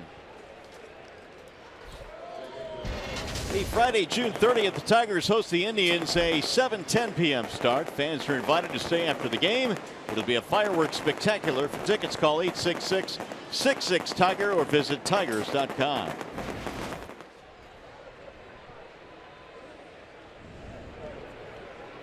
Two gone now for Cano.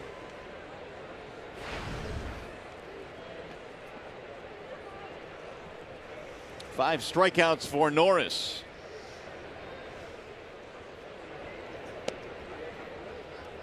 Cano hit a 2-run shot back in the third. 2-1 count, got ahead and really let it go. Daniel came down the middle and Cano deposited into the right center field seats. And Cano now is 5 for 12 career against Norris. So this lefty-lefty matchup has not bothered Robinson. 2-0 count behind again. Probably getting tired of me talking about it, but it's a legitimate part of this game. High fly ball left field, going to be playable for Upton. Drifting back in front of the warning track, and a good 1-2-3 inning for Daniel Norris.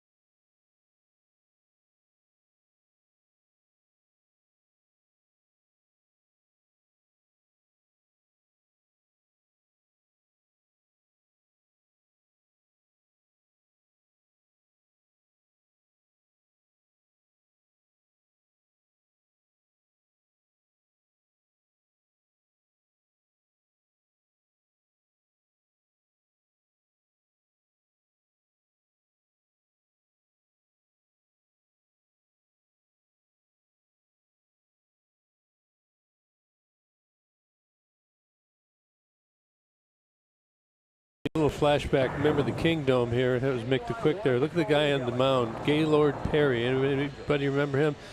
We knew he threw spitballs, but he always had all these things he'd do to fake you out and try to get into your mind.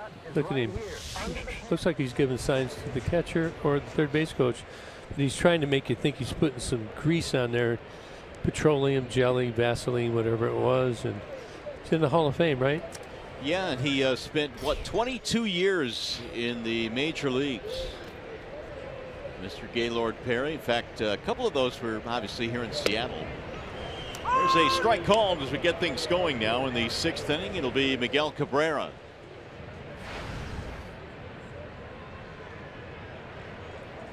When you come back to places, you remember certain things, and I remember going against him. He was kind of flagrant, you know. He almost made a mockery out of the fact that he was throwing spitballs.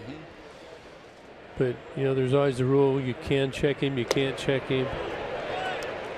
Pretty good pitch there against Miggy. Nothing you could do with that. 1 ball, 2 strikes. Cabrera singled, did not score back in the 4th. Yeah, he retired in '83, so I saw him pretty early in my career. That ball drilled to center field. Heredia is on his horse, still going back. He'll get there right in front of 401. It's a good, well hit ball, though. That's good news for Miggy and the Tigers.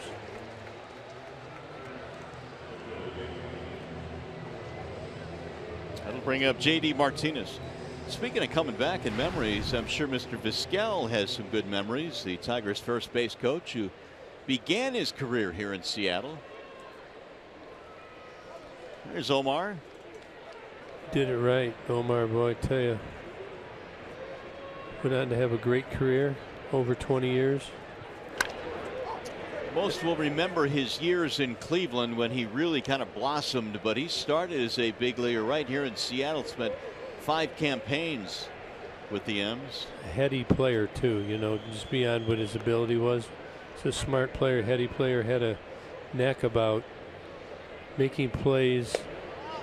That was one thing, but he just capitalized when other people would kind of fall asleep a little bit. Do a delay steal. He knew how to steal. Knew when to take the extra base. Into right field, and Haniger camps under it. 2 gone. We check in now with Trevor Thompson.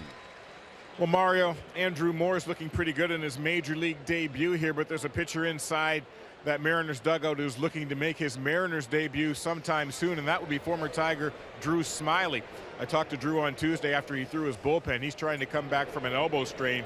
He told me that he's feeling great. He's going to throw to batters on Saturday. Then he'll go out for a rehab assignment, and the hope is to have him back in their starting rotation right around the All-Star break. So things are looking up for Drew Smyly and the Mariners as far as their injury situation is concerned. All right, Trev, thanks. Here's a pop-up to the shortstop and caught by Segura. It's going to be a 1-2-3 for the rookie Moore.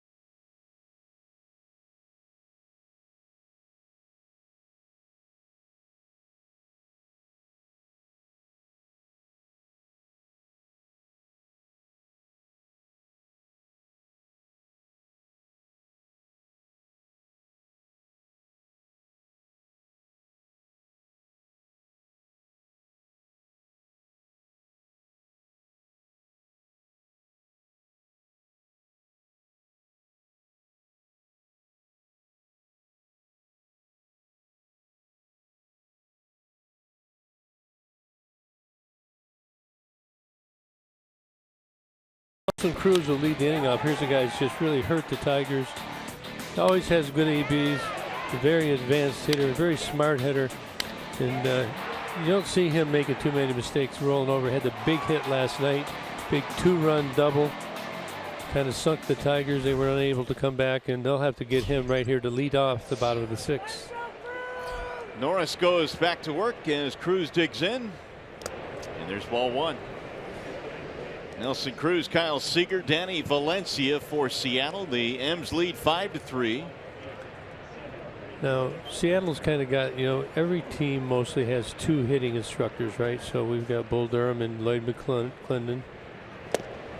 And they've got Edgar Martinez and Scott Brocious. And, everybody kind of radiates to different people. There's always one guy that's kind of technical, and they'll go to you in the cage, and there's another guy that goes to kind of an approach guy, kind of helps you understand what he's going to do to you and what you might want to do, your philosophy. You're going to take a pitch. You're looking in. Is he going to throw you a breaking ball? Will he throw you a 1-0 breaking ball, get me over, etc.? And the other guy, like I said, is Scott Brocious. Had a pretty famous home run, didn't he? Oh, yes, he sure did. For the Yankees? For the Yankees, no doubt. But the combination of Edgar and Brocious is evident in Nelson Cruz. Kind of like the finishing touches on Mr. Cruz. A little high and away. 2 balls and 2 strikes now on Cruz. Well, he certainly has gotten the better of the Tigers over the years. There's Scott Brocious. The 2-2. High fly ball. It's right into left field where Upton is positioned. And it finally falls into his glove. 1 gone. Time for a game break now. Here's Johnny Kane.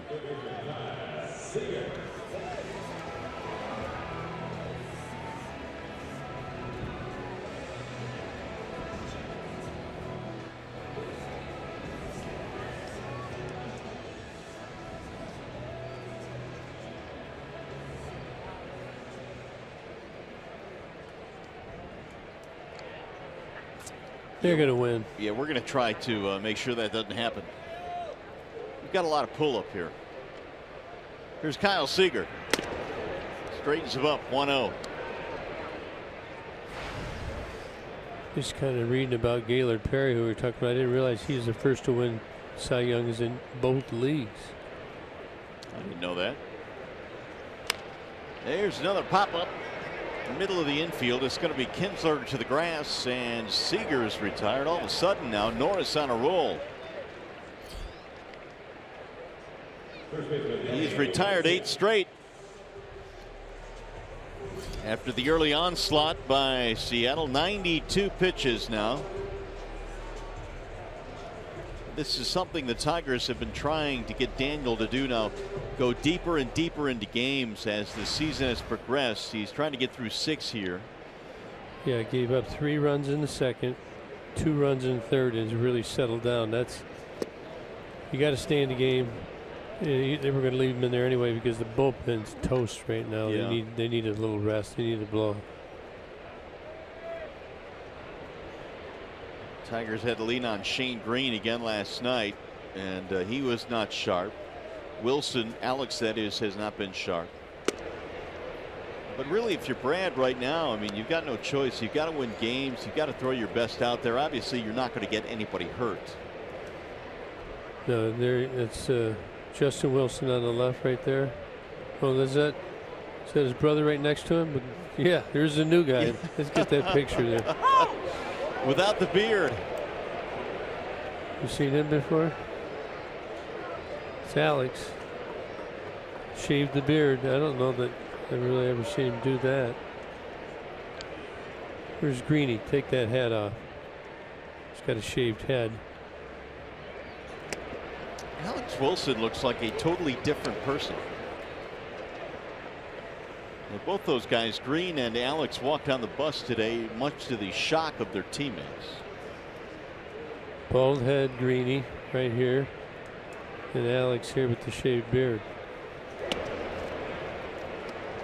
What Shane say today? Said he got into a fight with a razor and lost. Did he do it himself? I have no idea. Boy, I'd hate to shave my head. I mean, he had not only a lot of hair, but at times wild kind of hair, and now it's all gone. 3-2. Danny Valencia. He'll get back out of play. You were talking about this earlier, Kirk. Sometimes you do some things to maybe loosen up the clubhouse a little bit, shake things up. And it seemingly was a little bit of a different feel in the clubhouse today. Yes, there was. Just heard more noise previous day. Maybe guys just walking around quiet. Not really sure why. Omar talking to Andy Ball. Lost in ball 4. That's got all plate. Should have been strike 3, and Norris can't believe it.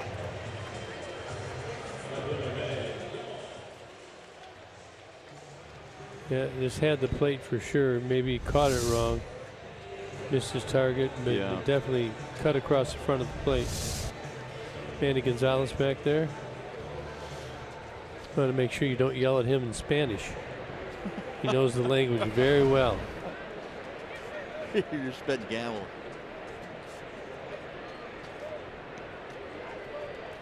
Gamble doubled in 2 in his first at bat. And now number 100 for Norris. 57 strikes tonight. 57%. That's some quick addition right there. That's tough.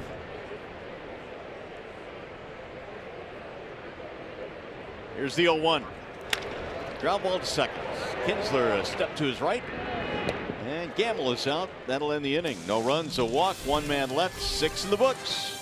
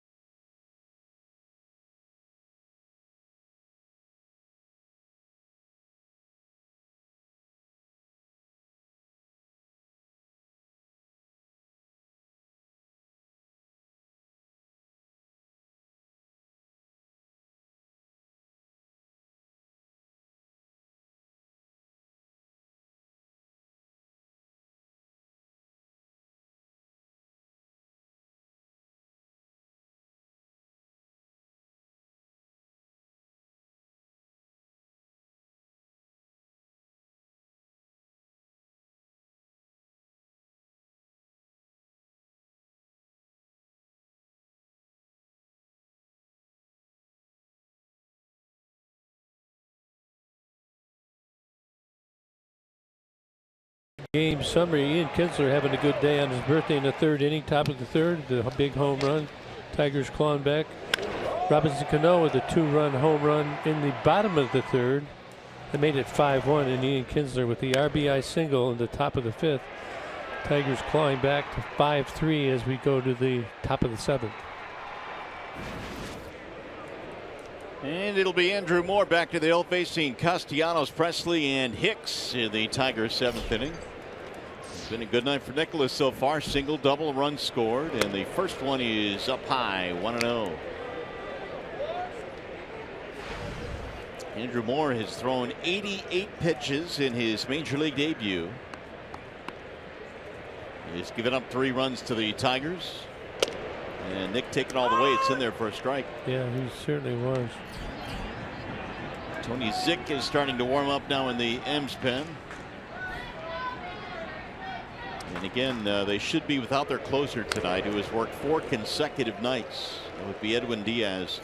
Frankie warming up in the Tigers bullpen. He's fresh. And one of the few guys down there that has not seen a lot of action recently. I think Frankie throws better the more he throws, within reason.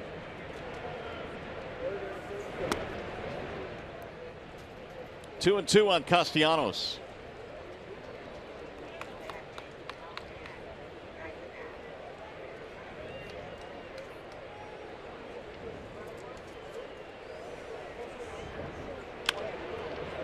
That's a foul ball.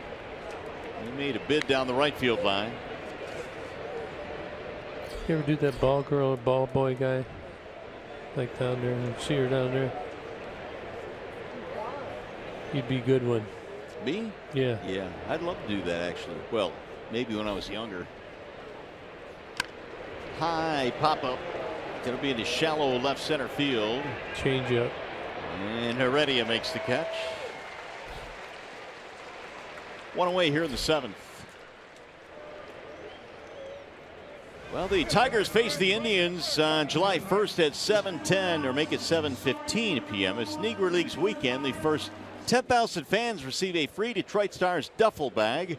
If you'd like tickets, go to Tigers.com or call 866-66-TIGER. Negro Leagues weekend is on tap coming up at Comerica.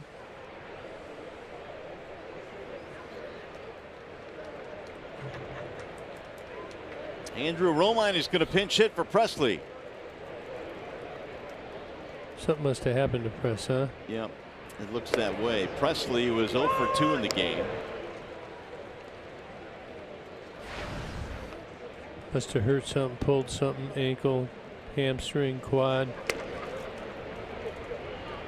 He's really been hitting the ball in the air a lot this game, so maybe something's been wrong with him. He's trying to tough it out. Romine is 0 for 3 in the series. In there, a strike called right at the bottom of the zone, 1-2. Another changeup seems to be going to a lot more off-speed pitches as we get later in the game, wasting the fastballs. Starting to get tired. Third time around for the Tigers, although this is the first day bat for Romine. 1 for 2 this year as a pinch hitter.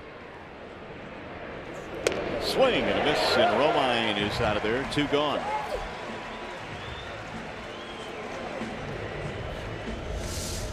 Andrews struggled this series right here. This ball is just right down the middle. He threw him 2 or 3 changeups in a row. You kind of have to protect against that changeup, then he throws it right by you.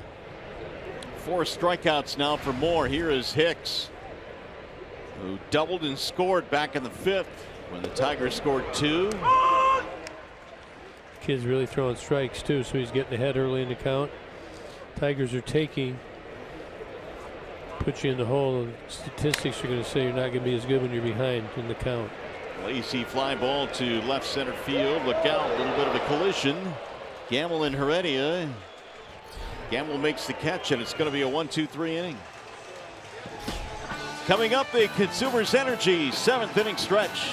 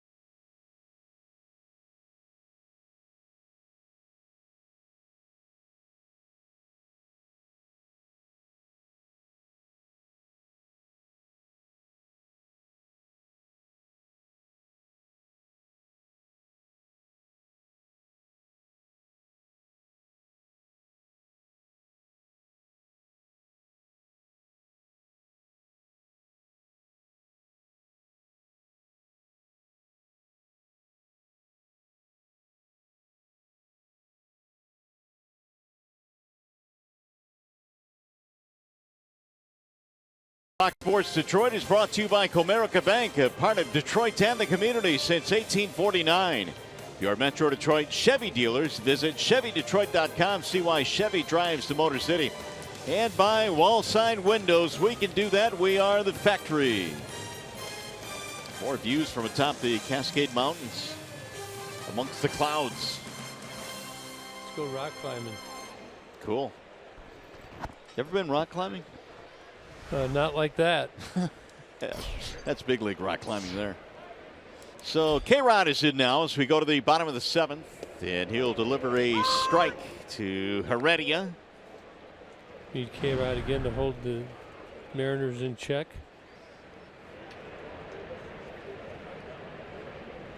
He's been trying to get back on track after a rocky start.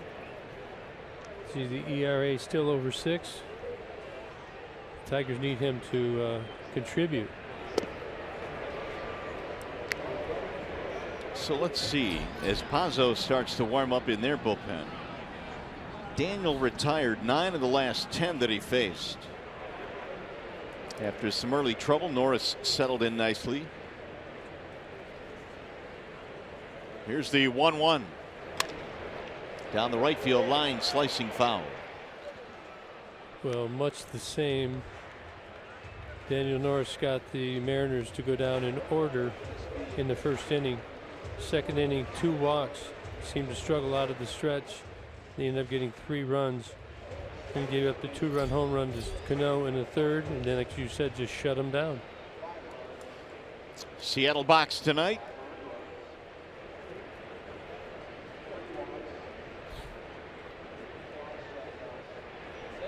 Now the 1-2. Already thought about chasing the breaking ball, didn't do it though. 2 balls, 2 strikes. Zunino and then Segura, 8-9-1 in the lineup for Seattle. They have not scored since getting 2 in the 3rd.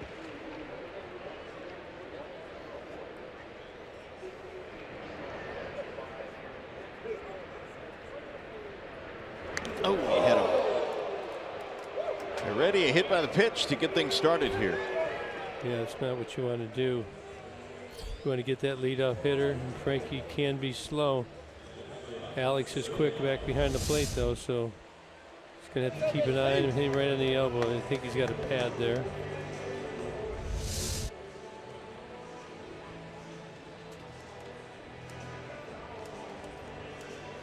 It'll bring up Zunino, who has struggled tonight, 2 strikeouts. And really, aside from the 2-homer game he had in the opener, hadn't done a whole lot since. Tigers have been throwing him up top with velocity. I don't know if he can do that with Frankie. He doesn't really have the velo he used to have.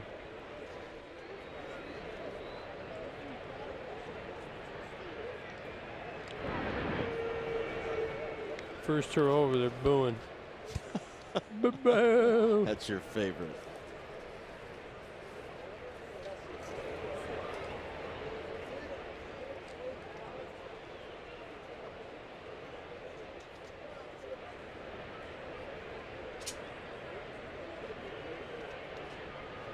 A big leg kick there. They go on that, you got no shot. But they don't. Heredia took a couple of steps like he wanted to go and then put on the brakes. Any pitchers who slide step or go with the big leg kick, if you study them, you can predetermine by their alignment what they're going to do. Now he's with the high leg kick, which is about 1.45 seconds to the plate, which is slow. He probably will mix it in with a slide step here now. You mix it up, you keep him honest.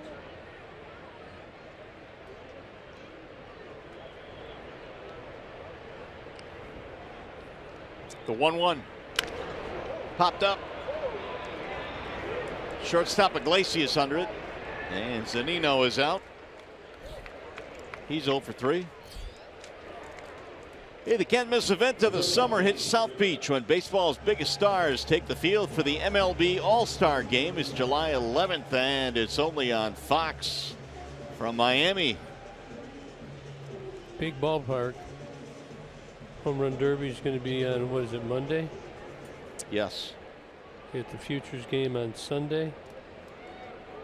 They got anything new this year? Competitions? Not that I know of. I don't know. Not that I've heard, at least. Here is Segura. Drill to center field. That's going to get down, base hit. Heredia hits the bag, and he'll hold there. So 2 base runners aboard now for Seattle here in the 7th, and you've got Mitch Haniger coming up. Seattle's been very good getting their guys in scoring position in. Tigers 1 for 4 tonight. The Mariners are 2 for 2. So we're going to have to stop that trend right now. Haniger a single and a run scored way back in the 2nd.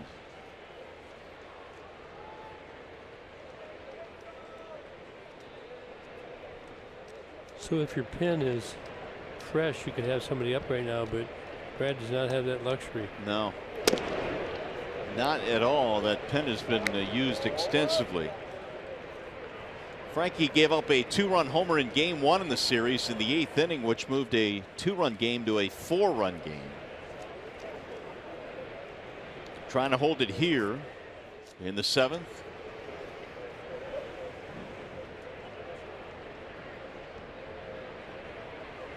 Haniger looks at a ball outside, 2-0.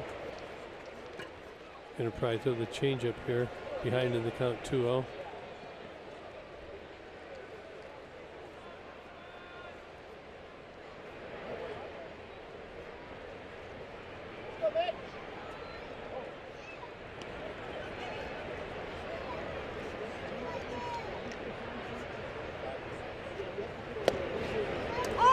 He does, and it's in there for a strike. 2-1 on Haniger. K-Rod began the year as the Tigers closer, had a good year last year in that role, but here in year 2 in a Tigers uniform, a bumpy start, so much so that he was replaced by Justin Wilson. Justin Wilson struggled a little bit in the closer's role as well. Way outside, and now the count goes to 3-1.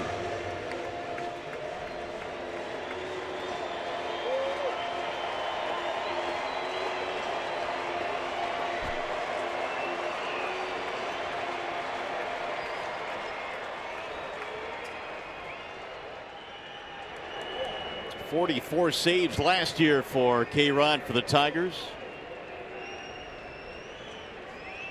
Just seems like the only real deal is his velocity on his fastball seems to have lost a couple of miles per hour, doesn't it? Yeah, and that really seems to be the only issue, but it's obviously a big issue.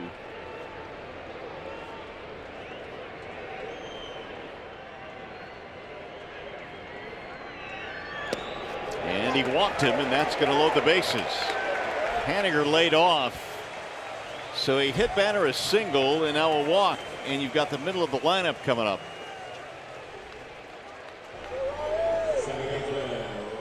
Here comes Cano.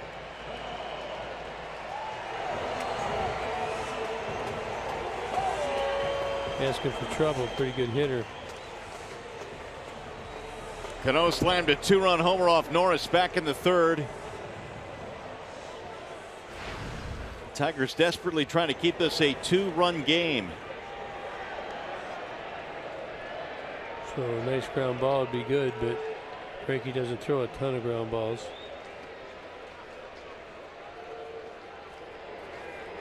Really can't afford to let another run in. Cano's a good candidate, though. 9 double play balls, and that leads their team, actually tied for the team lead with Valencia. Way outside, 1-0. Have a visit here. Meanwhile, Chad Bell's starting to warm up. He's been a long guy for the Tigers, and he's done terrific work. He had about 70 pitches 4 days ago, maybe.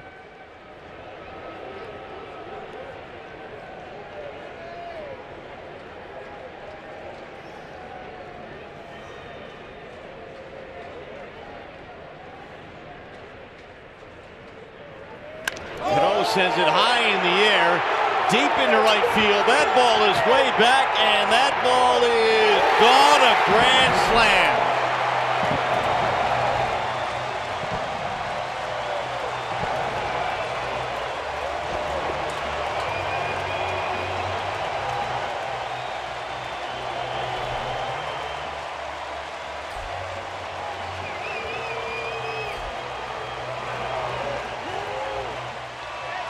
In one swing, a microcosm of Francisco Rodriguez's season. Got behind 1-0 count, 2-0 count. And it's just down the middle of the plate. And Cano, just too good of a hitter. Stings us.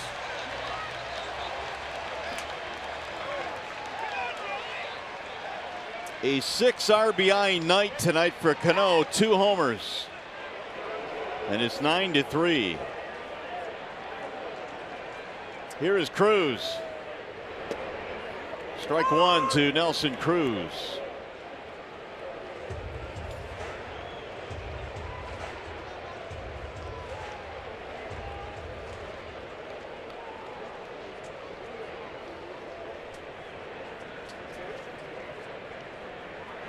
He drives one deep in the air toward left field, up and going back, and he'll make the catch. That is the 11th career grand slam now for Cano. 2 gone.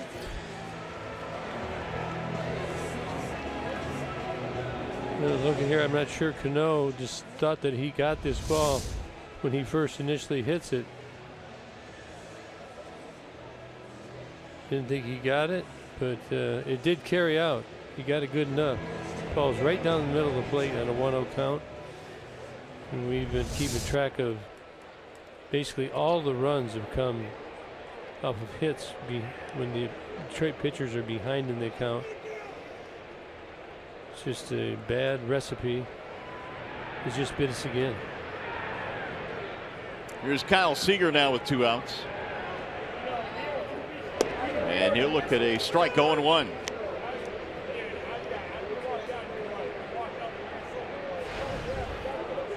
Seager is 0 for 3. Started with a hit batter, then a single, a walk to load the bases, and Cano cleaned him up with a slam.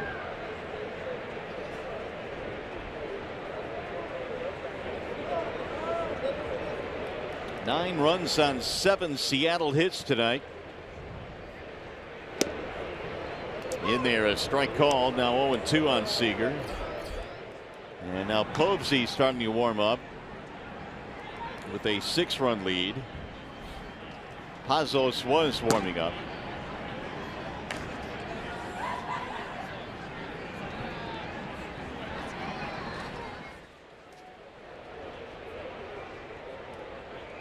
Here's the 0-2.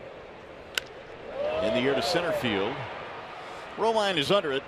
And that'll end the inning, but it's a big inning for Seattle. They get a grand slam from Cano. Tigers baseball tonight presented by Bell Tire.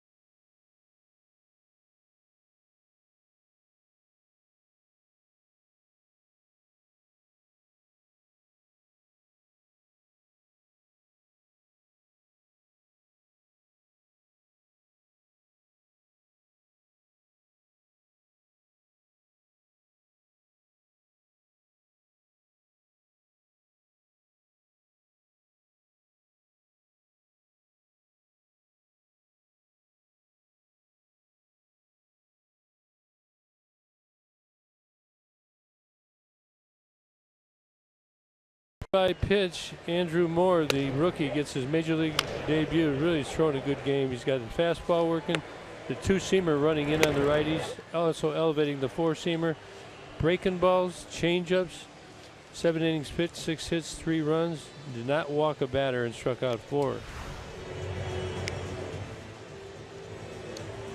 Fans, vote today, vote tomorrow, vote Tigers for your 2017 All-Stars with the Esurance MLB All-Star Game ballot. Vote at tigers.com/votes. Catch all the excitement of the 88th MLB All-Star Game presented by MasterCard July 11th live on Fox. And so we've got another Mariner making his major league debut. The starter Moore did, and now so is Max Posey in a wall-side windows pitching change. He's a big fellow. I don't know how tall he is. He's about 6'8", it looks like. Been started the season with Double-A Arkansas. Did he come right up from Double-A? Major league debut. 32 strikeouts, 14 walks. Opponents only hitting .234 off him. Yeah, he came up from Arkansas just a couple of days ago, so straight from Double-A to the big leagues.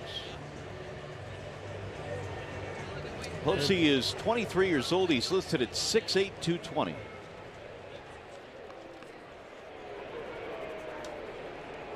So the big right-hander getting set to make his major league debut, trying to protect a 9-3 lead. Iglesias will lead it off.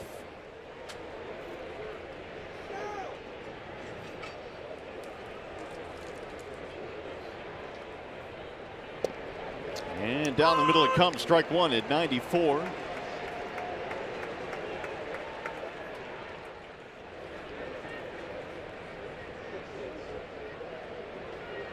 Here's the 0-1.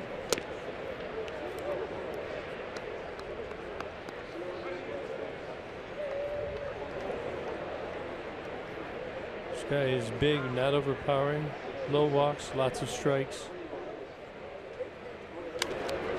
Foul back out of play. 94-mile-an-hour cutter right there. Acquired from Atlanta for former top pick Alex Johnson. Was a starter. They've converted him now to long relief. Ooh, that one bends inside, almost hit him. 2 balls, 2 strikes.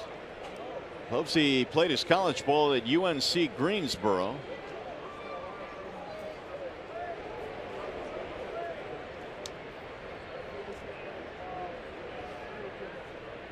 Now the 2-2 lifted back out of play.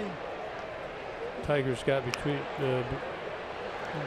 within 5-3, and they give it the big grand slam. It's disheartening, but you've got to still believe you can come back in the 6 outs.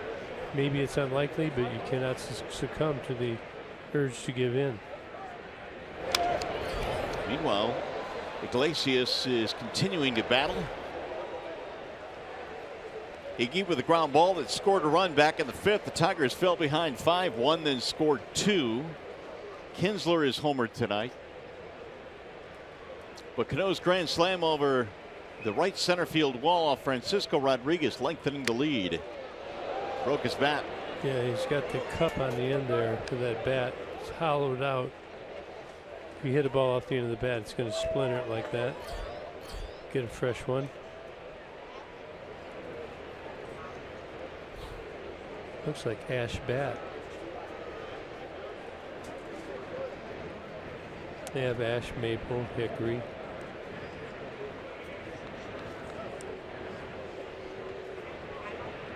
Kinsler and then Avila to follow here in the 8th inning.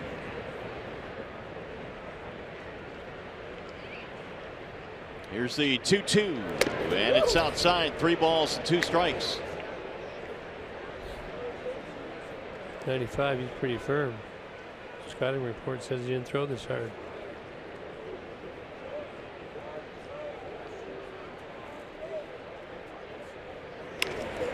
Popped up. First base side is going to be playable for Valencia. 1 gone. Pretty good battle there by Iggy. Here's the 1-800 call Sam, call the game. He has had a real good series for the Tigers. 3 home runs for that leadoff spot. Another again today. All on the pull side. Certainly done his part. He's had a great series, and he just needs to get contagious so the Tigers can get out of this spin. Kinsler's home run was his 8th and 3rd in this series.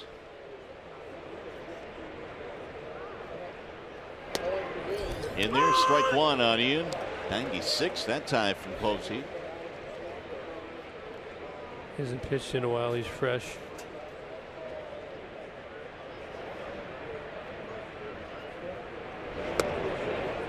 It'll drop low. Breaking ball. 1 ball, 1 strike. For Ian Kinsler. 3 home runs this series. Look at it, took him 47 games to hit 3 before that. So he's getting hot.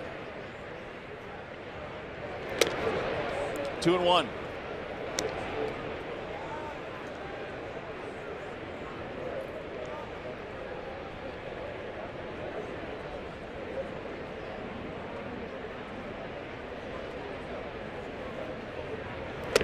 Tried to hold up, but he went around. Like he was trying to drive another one out of the park there. Ball ran in on him though. 3rd round pick of the Braves originally back in 2014. Here's the 2-2. In on his hands, and he fouled it back. Posey in 4 years of minor league ball now, an ERA of 3.5. As Gibby mentioned, most of those appearances in a starting role, but relieving here in the big leagues. Is he over there on the right side of the rubber? That's fouled straight back. Next door, right in the window. We've had a lot of close ones. I thought we'd get one by now, but to no avail. I'd prefer they stay out of the booth. This is a great spot to catch him. Oh, sure. Coming in at 100 miles an hour. No. Oh, good breaking ball. He got him looking, and Ian knew it. 2 gone. First big league strikeout for Posey. Not expecting that. He threw a good one. Looked like it was going to be inside. Right off the body. Good depth. Caught Ian looking. Here is Avila.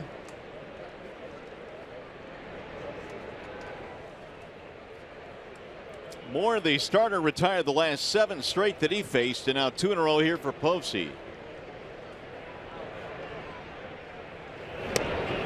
Strike 1. He got the benefit of the call there. Yeah, that zone's getting bigger. No doubt about it.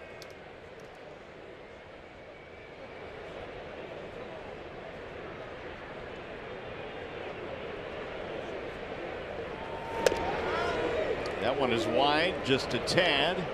1-1. Tigers on to San Diego next. They'll have a 3-game weekend series. The Mariners did not give them a day game today, obviously, so they'll get into San Diego very late or early in the morning, whichever way you look at it. Probably get to bed around 4.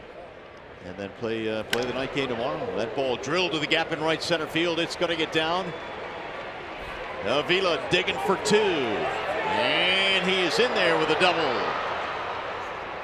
2-on-2 base hit for Alex Avila. 2-pointer.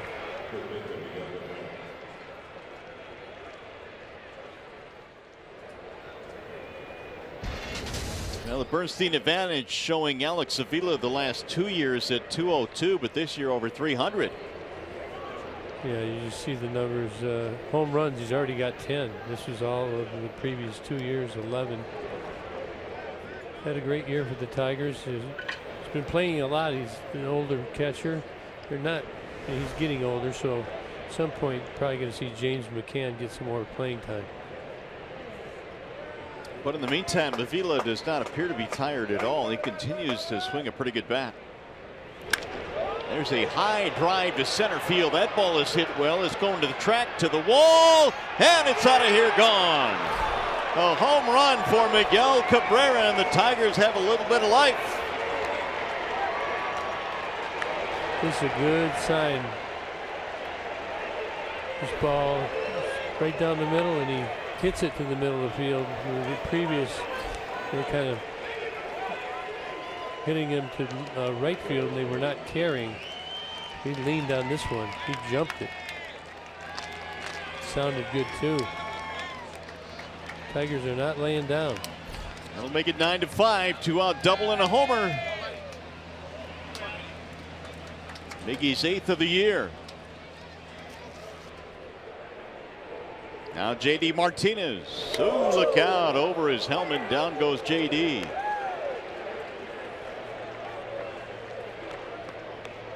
Now you know he's not trying to hit him, but for some reason it just really irritates me.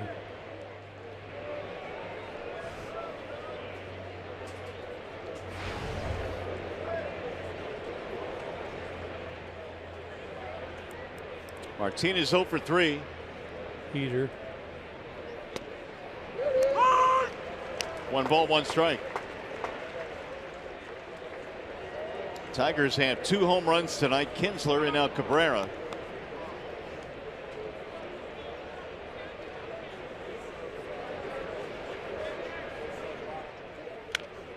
That'll get back out of play.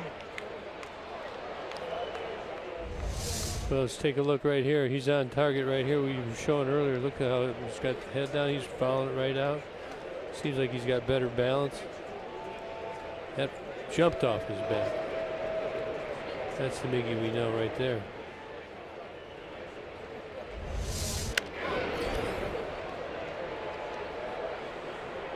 Now this is the type of game, if you could come back and win it, not only would break a streak, you'd get you rolling. What kind of thing you hope for. Well, Cabrera doing his part, a 2-hit night, including the home run, to make it 9-5. About a 16-inning game. Win. Get in at 6:30 in the morning. That ball hammered down the left field line. It is hooking, and it is up against the wall. Extra bases.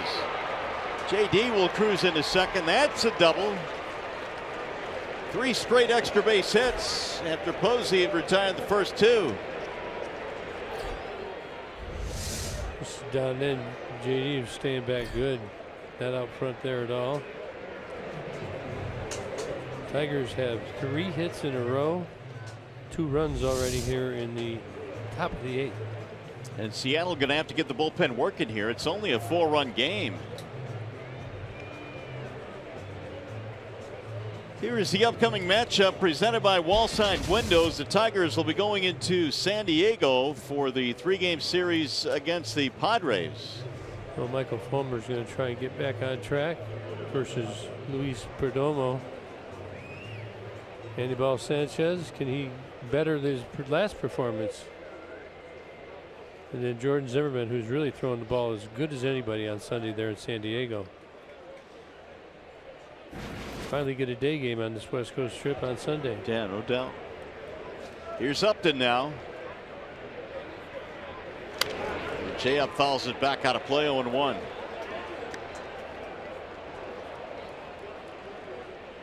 Two-out double by Avila. The homer by Cabrera. Double by Martinez.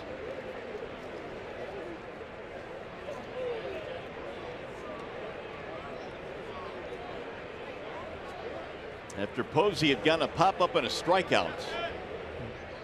The 0-1. Almost hit him. There's action now as Tony Zick again begins to warm up. He was heating up earlier in the game.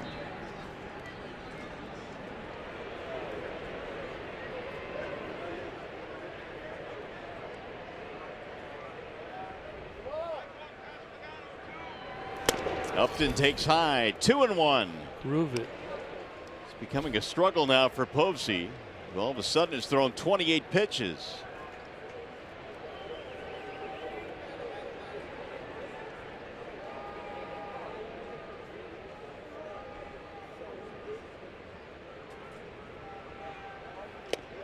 Low ball 3. It's going to be his last hitter.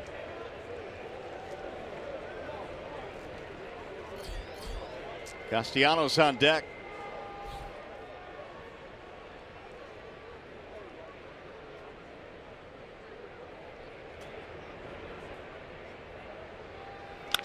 Ground ball to third, foul. Full count now, 3-2. Amazing how you can have a 9-3 lead and it can turn into 9-5. You got a guy on, and it's a nail biter now for them. You know, well, they can feel the pressure. We've been on that side of it in the past. 30 pitches in the big league debut here for Posey.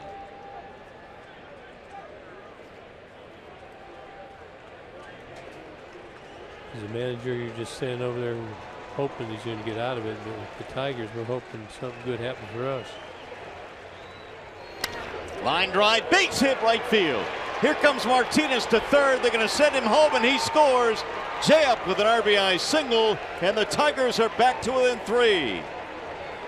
And Jay up came in hitting .379 with runners in scoring position. He's got to be almost close to 400 with that hit. It's going to be it. A 2-out rally for the Tigers has pulled them to within 3. Scott Service will go to the bullpen.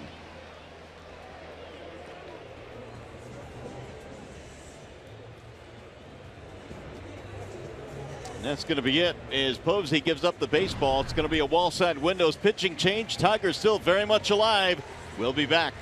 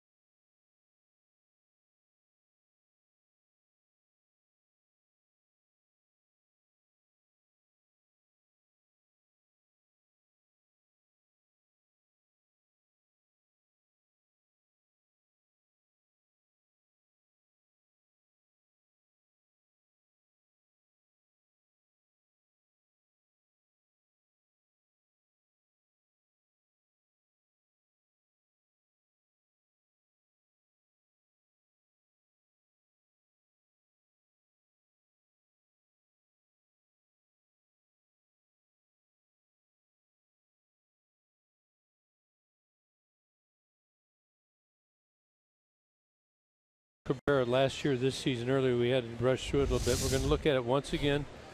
This is this last season right here, and we're looking kind of how he's just like a little off balance right here. Go ahead and let it run through a little bit on contact. And then again, since we talked there, he hit a rocket to center field, and now he just hit the home run. This is the side swing. Let's stop at the same spot. Go ahead, let's run it just run. He had conviction right there. It's just all the time. Like I say, when you always look downstairs, that's an indication, I think, where a lot of the problems come from. It's very seldom from what you do upstairs. The upstairs is a result of your legs and your stability, your balance. But Mickey looks like he's found a little something. Got a single in the 4th, hit a line drive bullet in the 8th, and a home run. I'm sorry, in the 6th, and a home run in the 8th. So here's Tony Zick. He's out of the bullpen now, and Castellanos will face him.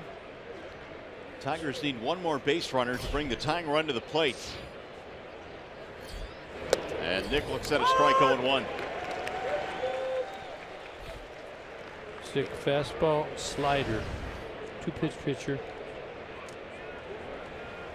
A 2-out rally here for the Tigers. 2 out, nobody on. Double by Avila, homer by Cabrera. Double single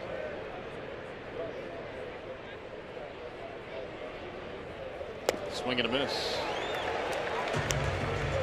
Tight slider right there. Gets right ahead of Nick 0-2.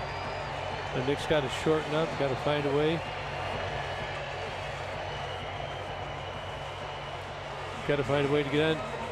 This is wide open right here. They're going to throw you the slider over there. If it's a fastball, you let it get deep and you just foul it off. Cannot have a big swing. You're not the tying run. There you go. Chase. He throws the fastball. It's going to be hard to cover the whole plate. So if he just throws you a fastball, you just got to foul it off. Live for another day. Hope he makes a mistake out over the plate. Soppold and Bell warming up in the Detroit bullpen.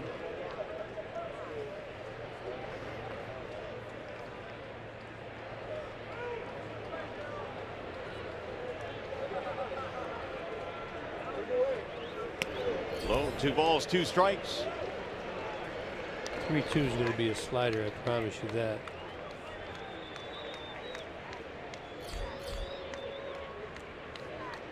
So again, the approach, you have to consciously let the ball travel further than you normally would. Find a way. You can't be pulling off the ball. You got to make contact. Sometimes when you do that, really good things happen. 3-2 on Castellanos. That'll get the runner a head start now. That's Upton at first. It's a fastball. Foul it off. Got to sit and protect against that slider. Now, I say that. I'm just me thinking outside. This is what I would be saying. Overall, my philosophy on you must make contact. You got to grind it. You got to put the ball in play is correct. How you do it in your own mind is your business. Runner goes, ball 4, and now the Tigers will bring the tying run to the plate. 3-2 slider.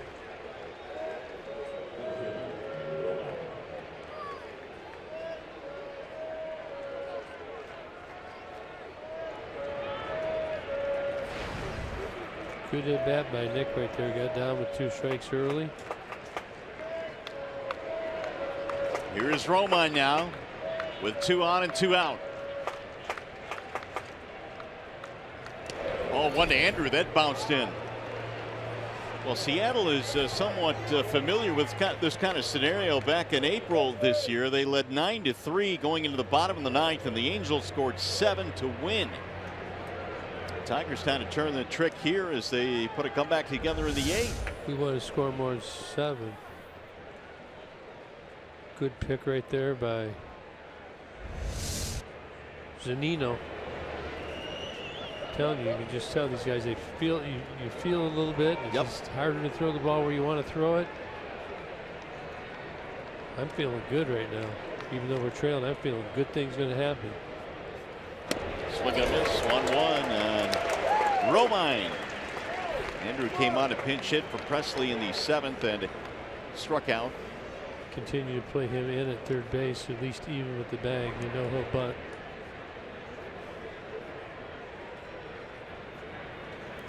Yeah! 1-2.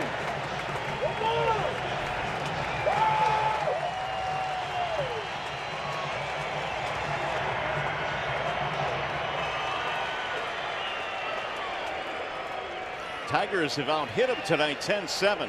Battling Romy. Swing, and this he struck him out.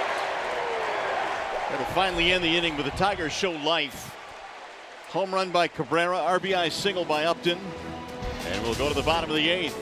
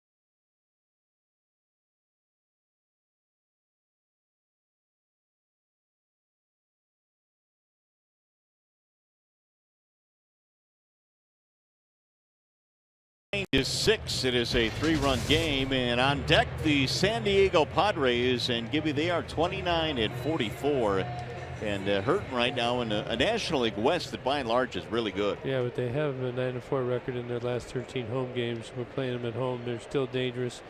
It could be just what the Tigers ordered, but at the same time, you don't want to take anybody lightly. We need to try and win this game and get out of there. And it's a great place to play down there in San Diego. Good weather, good stadium, a good place to sweep a team and go home and feel good about your trip. Wall side windows pitching change. Chad Bell is on now for the Tigers. Chad's last appearance on the 18th, 4 2/3, 68 pitches. In there, a strike called. Bell on several occasions this year has had to come on early when the Tiger starter didn't have it, and has been able to hold the opposition at bay. Right now the difference, the slam by Robinson Cano, Frankie Rodriguez. You know, I logged the last 8 games before we started here, and Frankie had 6 of the games he did well, and 2 games he gave up home runs, and he's given up another one there. You know, Brad keeps trying to get him to get on target. He's really struggled. That's down the left field line, hooking though. That's foul. But I can't believe that they're not going to think about switching some people out. And so there's some tired arms. That's one issue. And there's some arms that haven't had very much success, and you just can't keep going to the same 3 guys. No, you can't. It's not fair to the other guys. And then you just take them down. Well, Rodriguez now has given up 9 home runs in a little over 25 innings. Cishek warming up in the bullpen for Seattle. Again, their closer unavailable tonight, Diaz. Valencia waits on a 2-2. Bounce in, 3-2.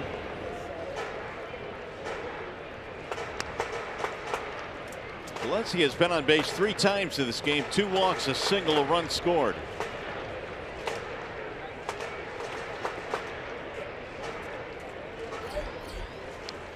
I guess I always believe there's somebody within an organization that can help you that you don't expect to, given that opportunity.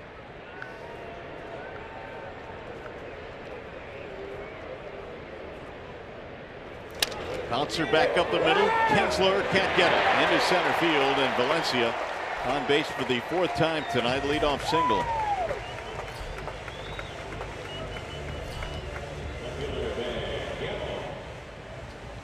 Seeing guy hit right here. He got a ground ball. Usually those get picked up, but he makes it right up the middle. Here is Ben Gamel, who doubled in 2 in the 2nd. He is 1 for 3 in this game. Seattle has had 2 big innings, a 3-run 2nd, a 4-run 7th. And he looks at ball 1.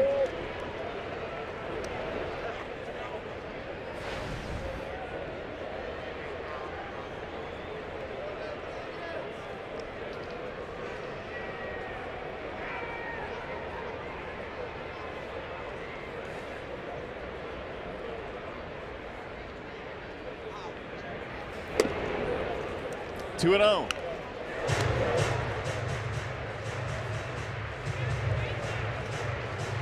Behind, he had 3-ball count in the previous hitter. Seems to get contagious sometimes. Get behind in the counts and really hurt the Tigers today. Yeah, especially early on for Daniel Norris. Here's a swing and a miss.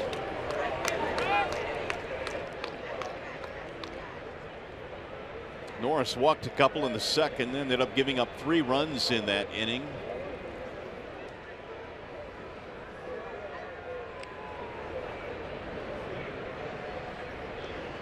Gamble waits on a 2-1. Ground ball right at Miggy. He'll tag the bag. One throw down a second. Tag play for the double play. Good play. 2 away. The thing Miggy's over there is he's tall. Look at, he gets up and gets this ball, tags the bag, quickly makes the sidearm throw, very accurate. No slide from Valencia. If you're a runner, you want to get over in that baseline, by the way. He's way behind and made it easy on the Tigers. We'll take the generosity. You want to be up inside that so that ball's got a chance of hitting you in the back. Now Guillermo Heredia.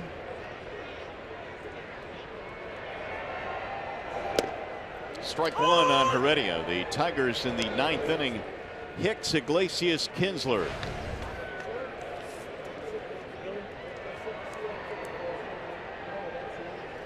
They have Matuk, McCann, Machado on the bench. Ball 1. Yeah, you got to look ahead and see where would you use those guys at. You need to get 2 guys on, so you'd be up at the top of the order. You would not pinch hit for anybody until maybe you came around to Romine and he made the last out of the last inning.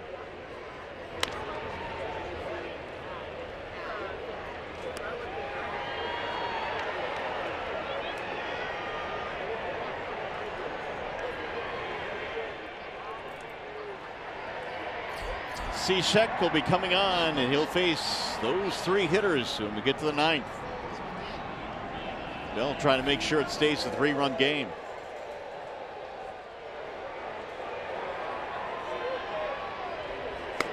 Checked it up high. Castellanos been playing a little bit of a cat and mouse game down at third. He'll start a little bit more toward the hole, and then as the pitcher begins to deliver, he runs toward the line. Yeah, some of it he may be getting the pitches. He should be getting the pitches from the shortstop, or he's trying to get the signs himself. See him looking in there? Yeah. There he goes. Off speed there. Wouldn't it be easier for Iglesias just to let him know? Well, in my opinion, the shortstop usually gives signs. I mean, there's a time when Tram gave me the signs in the outfield. What was coming?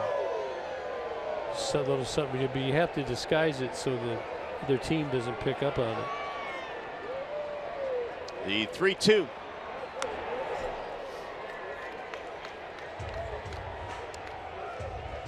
Because that really can give you an advantage. You can certainly get leaning the right way, get you a little lean, or even sometimes you're on an outright run before the ball's hit.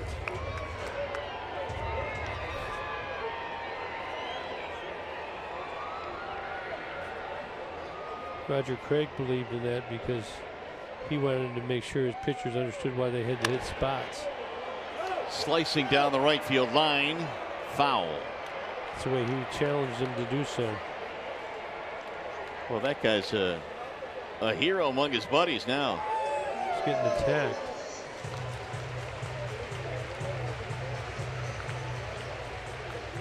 Just tackle the guy. Why don't you?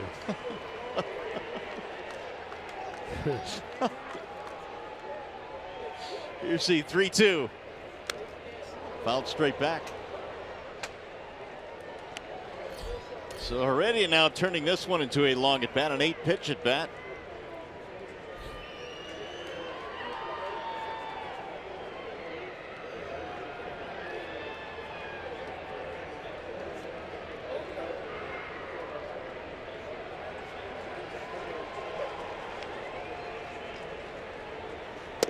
And he got him. Strike 3. Heredia caught looking. That'll end the inning. Nice battle. Way to win it. No runs, 1 hit, 1 left. Cishek will be coming on in the 9th.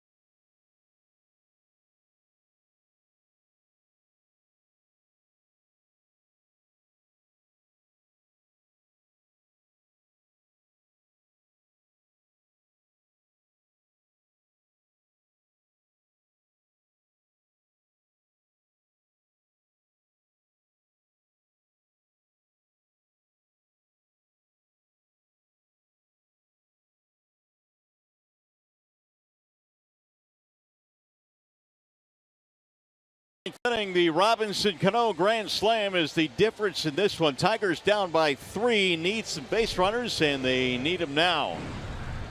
And Steve Cishek will come on now for Seattle. Threw a third of an inning the other day, and this guy can get wild.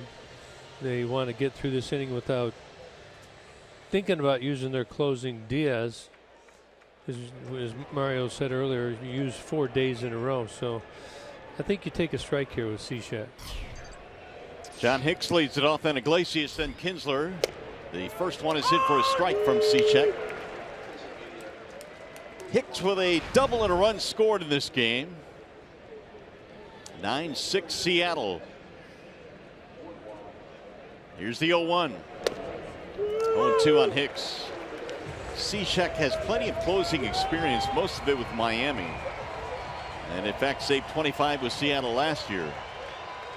He's been inconsistent throughout his year. He does have closing experience, but he's got experience of getting wild too. Man, that was quick work there.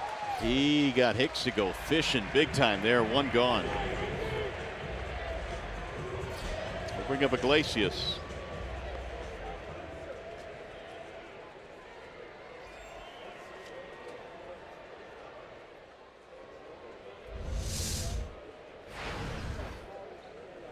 For 3 tonight. He does have an RBI ground out.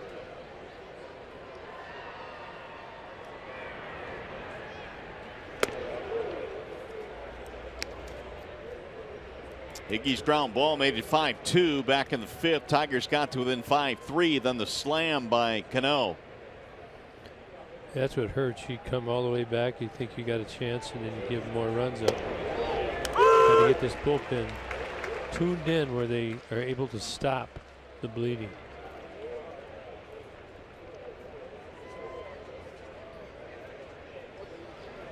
But I know there's a lot of movement going on within the organization right now in the lower levels, so this makes sense. Maybe they'll be evaluating all the way to the top. Cano handles that one. 2 up, 2 gone here in the Tigers' 9th, and that'll bring up Ian Kinsler.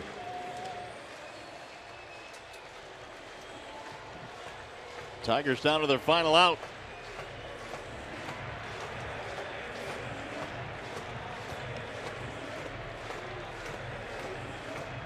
$18,736 at Safeco tonight.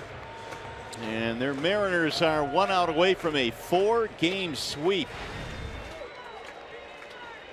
Kinsler has something to say about that, though. A homer, a single, 2 RBIs. He takes ball 1.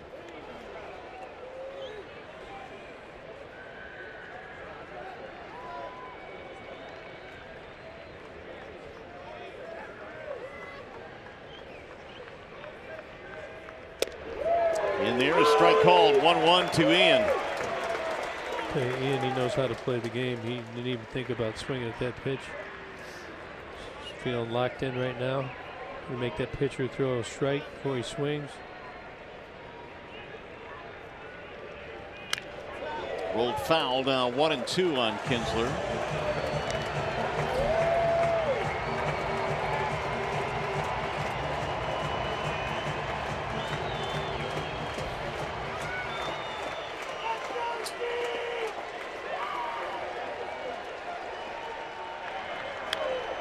Popped up foul, back out of play.